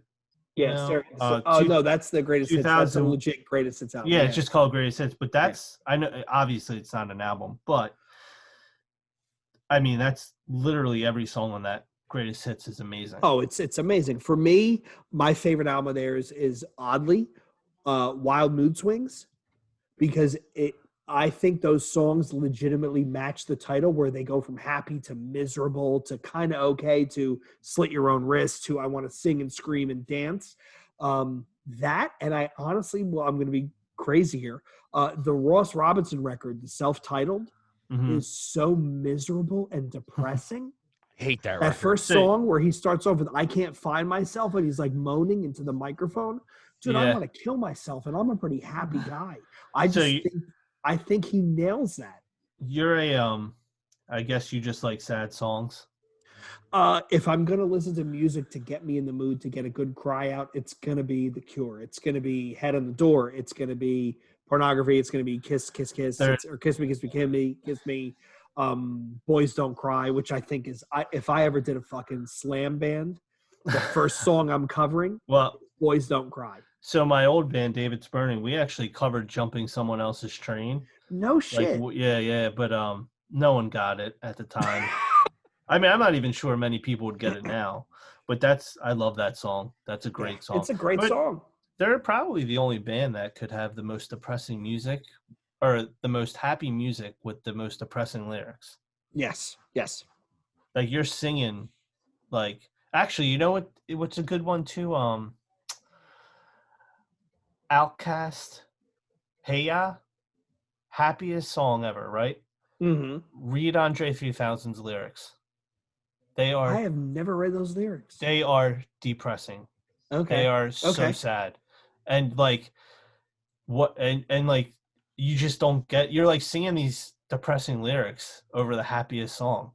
You know what I mean? The Cure was really good at that, and that song, that Hey Ya song, is really good at doing that too. Okay. There was someone covered it acoustically, and that's when I realized that they were covering it acoustically, so the music was sad, so it made the lyrics like stand out more, and I was like, holy shit, these are some sad ass lyrics, some dark man. Shit. Yeah. Okay. But anyway, for anyone listening that's like, why are they talking about The Cure? The Cure is a huge influence on the Deftones. Yes. Absolutely. Yes. So you cannot talk about Deftones without bringing up The Cure, Depeche Mode. Absolutely. Depeche Mode, another band with great records. Would you guys say that like Massive Attack would have like a kind of like a little bit of an influence on like the later like stuff, especially for like a Chino side project? I think Chino, yeah. Yeah, I mean, especially with the Team Sleep stuff going forward. I mean, Massive Attack is that, you know, that silky trip hop sort of, down tempo. Mezzanine. Yep. Yeah. They're the kings of trip hop. Oh yeah. Yeah. But Mezzanine is a good record, but I like it because I think that's the last record that had songs that they did with Tricky. Do you guys know who Tricky is? Yep. He's like one of the original members of Massive Attack. But like, so it's a little bit darker, and because Tricky's really good at being dark and just sad. Man Next Door. Mm. Great track. I mean, I really like that. But that was, you want to talk about a genre that is totally 90s. Mitchell, Tim and I have talked about it. There's a documentary out there. I forget the name of it. It's a DJ out of Portland. It's the same guy who broke Nirvana, Soundgarden, et cetera, et cetera. He also was the guy trying to break that electronica stuff. Okay. And he talks about like the Crystal Method and Sneaker Pimps and all that sort of stuff, the Prodigy. And it's a really interesting documentary because I think fucking The Fat of the Land is up there with one of my perfect albums. If you It's a told me great give me record. 10 albums that's perfect, that is the It's a last. great And record. funnily enough, that is the last platinum selling album of the 20th century. Really? Right? Because it took us right into the year 2000. Yep. I like the Prodigy a lot. I actually like. Did you ever hear that song? Give me a second. Oh, what song is it? What's the woman's name who was in Natural Born Killers? Julianne Moore? Juliette Lewis. Julia Lewis. Juliette Lewis. She sings on this song. Give me 1 second. Where is it? What, on Fat of the Land? It's called Spitfire. No, it's a later record. It's like 2004. She does the vocals for a Prodigy song called Spitfire. One of the best Prodigy. If you like Fat of the Land, this is up there with. It's that good. It's as good as any song on that record. What's it? Always outnumbered, never outgunned. Yeah, it's the first song. Have you checked out their later stuff, Mitchell? What do you think? Yeah, I like them. I still download it whenever it comes out. I still pick it up. I like it. I'm more of I watch the stuff more on YouTube because I think visually it's fun to watch. Electronic music I really like a lot, and I have to either be at the club, the show, or I'm like going to bed to listen to it, which is like I don't listen to it driving around in my car. You know what I mean? So I usually that's the best. You drive around with it in your car, you pull up to a stoplight, people look at you like you're this weird Euro trash, right? Yeah, but then I want to pull out my UFOs and my glow sticks. Yeah. No, but while we're talking about electronic music, that Fanagram stuff is just really fun.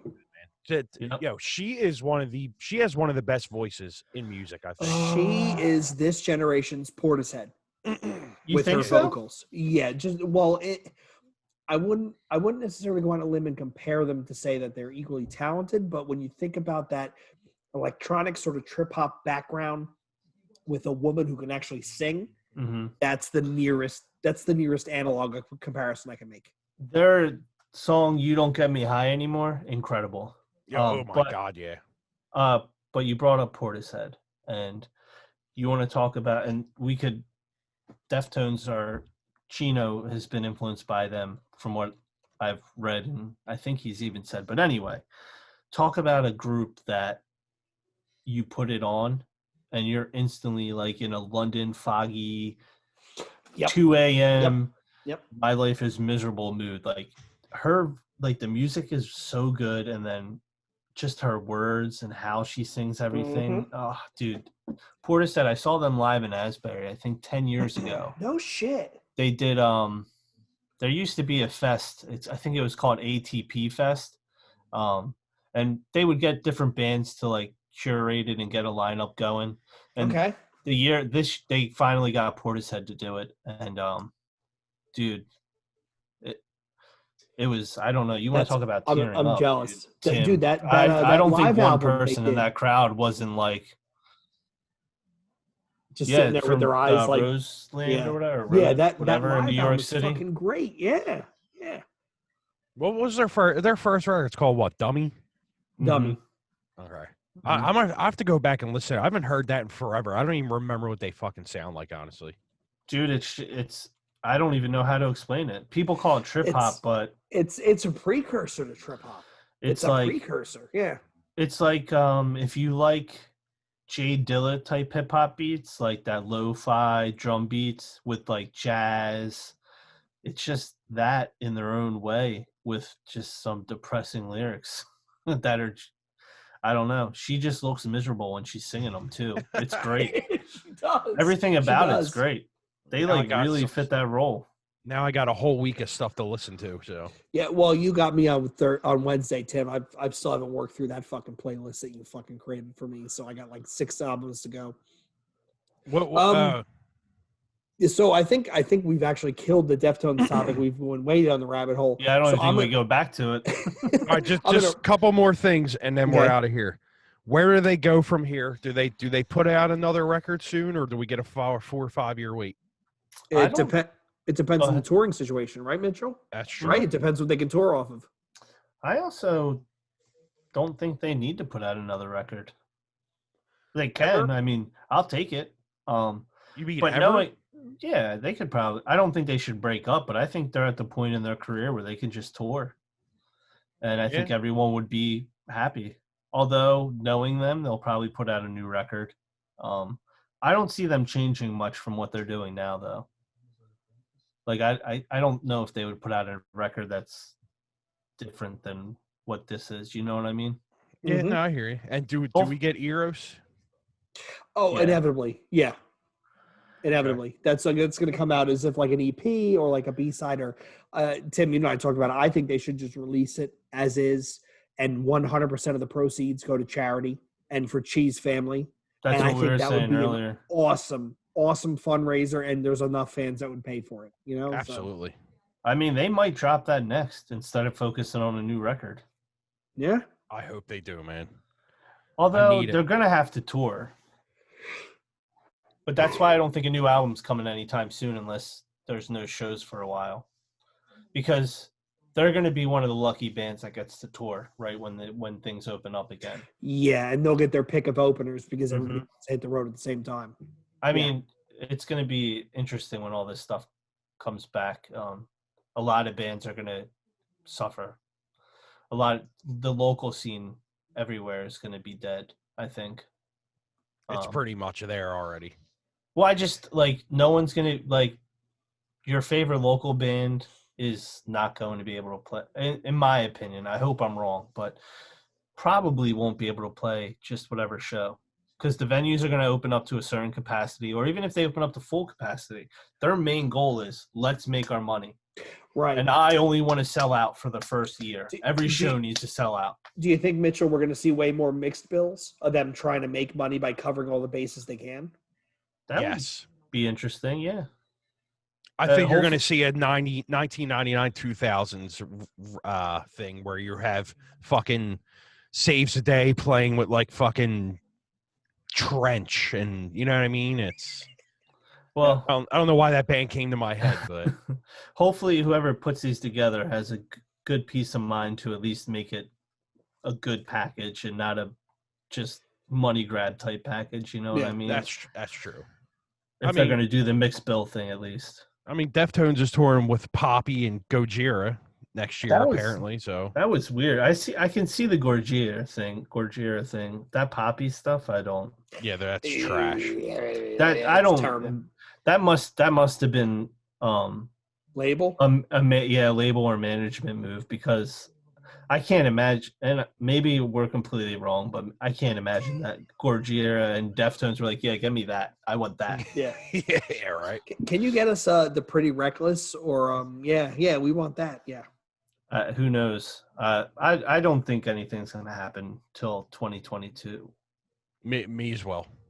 I hope I'm wrong. I think we're going to start seeing stuff next spring into the summer. I think. You think so? I really do think so. I think. Well, I mean, we have killed so many of these. I mean, even Live Nation is begging for money, and they got a $500 million injection from Saudi Arabia. If that doesn't tell you how fucked up Live Nation and Ticketmaster are, I don't know what is.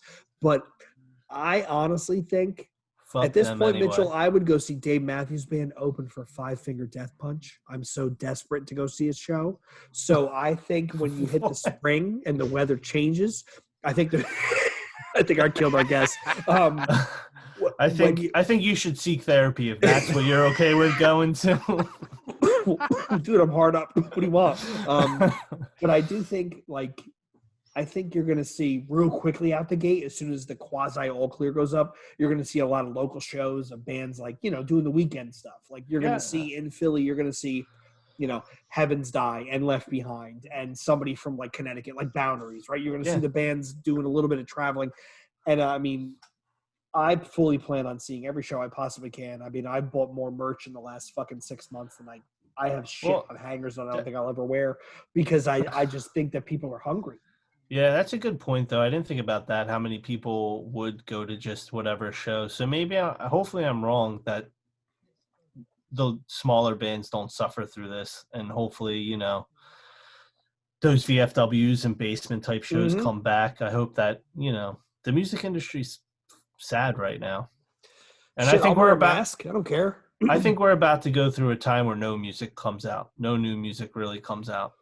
because I think bands are going to catch on. Like, if I can't make money by touring, by the time we get to go out and play shows, this record just might be like, there's 20 other records that just came out after that. You know what I mean? I thought that, Mitchell, but then when I started doing the 2020, my 2020 best of list, there was a lot of shit on there. Yeah. I mean, for every band like Every Time I Die who says our new album's done, excuse me, and we're not releasing it because we want to wait until we can tour off it, you have other bands where they're like, fuck it, let's just get it out there and see what happens and keep our name current. Right, so, yeah. See, when Len and I were doing a project that we still might do, we were throwing around the idea of doing like what hip-hop artists do, a song a month or like a song every 2 months. Just throw it out there. Like, don't give them a whole package right away. Yeah. And just kind of like, here's a little bit, if you like it, buy the record towards the end of the year when hopefully that, we can play these shows out. I mean, because some of these records are going to be over a year old by the time you can play shows again. And I'm going to guess that the bands are going to be tired of it. Like, I'm already tired of that record. You know what I mean? I mean, you're talking about, Mitchell, basically what Acacia Strain did, where they did 3 or 4 EPs. Right, that was a cool idea. Yep. And then they did the whole thing at once. I mean, I feel bad for bands like the Black Dahlia Murder, bands like Napalm Death that had the album done and it came out and then they can't tour off it. Like Black Dahlia Murder's album came out just as the lockdown started. And it's like, those poor fucking guys. I had tickets to see Origin Beneath the Massacre and Defeated Sanity. Defeated Sanity and Beneath the Massacre put out 2 of the better albums this year, but they can't tour off it because it came out right before the lockdown started. I don't get why it even happened. Like, I just don't get, like, one day we're all like here and the next day it's like you can't do anything. Like, yeah, that's a whole don't get me and Tim all fired up on. And no one even gives a shit about. No one cares about the music scene. No one. Nope. And I know we do probably more so than most people do because we're part of it. But like, I have friends that this is what they did for a living, and it was taken away from them, and eventually there's only so much shirts they can sell to keep them afloat. You know what I mean? Yeah. And we're not like our country's not helping anyone right now financially, Yeah, $1,200. That was which is insulting. And that is very insulting. Yeah, we probably shouldn't go into this. It just sucks it sucks that the music industry took a hit that it's taken, that it's going to take a while for it to get out of. Oh my God, yeah. 2024 is when you're going to start seeing, in my opinion, you'll start seeing it at full capacity again. Because honestly, not to get into the political shit, but I think the whole Biden thing, I think we're going for a big shutdown, which is going to affect the music industry a lot even more. Worse. Yeah, I think worse. Yeah, I think the only way to curb this shit is to literally shut it all down. I mean, and at this point, it was handled. I know people don't want to blame Trump for, he doesn't get a lot of blame from his fans, but the reality is whether you like him or you don't like him, he didn't handle it very well, and it put us in a position where people that probably didn't have to lose their job lost their job. Yeah, because him and his team just didn't. First of all, you're giving all these states the authority to do whatever, like you do it. You can't have one state go in a complete lockdown while Texas is partying and Florida is partying, but people in Pennsylvania and New Jersey are losing their jobs. Yep. You know what I mean? Like, that's not. I know doing it. If we gave him all the authority, I know that opens up a whole other can of worms. But in situations like this, that's something that the president should be able to say, like, hey, listen, all of us, wear your masks. Suck it up. Yeah, suck it. Yeah, just wear put your on a mask, goddamn mask. Yeah. And go to work and social distance, and let's try not to close the economy down. But let's try not to kill everybody. Yep. Right. But Whatever. All right, Tim. Before we get too far into the politics, so I'm going to take us home. Thanks everybody for listening. If you like what you heard, if you want to offer us feedback, you can find us at newbreedpodcast@gmail.com. We have a group page on Facebook, which is actually getting pretty volatile as of late. We have Instagram. I believe it's New Breed Podcast. I believe it's also New Breed Podcast on Twitter. New Breed _podcast. Underscore. The damn underscore. Always I know, gets right?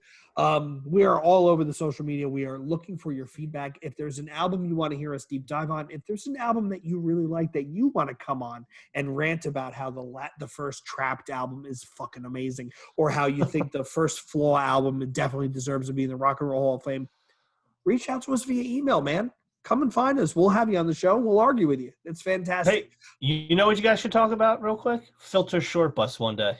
Oh, it's hell another yeah. really good one.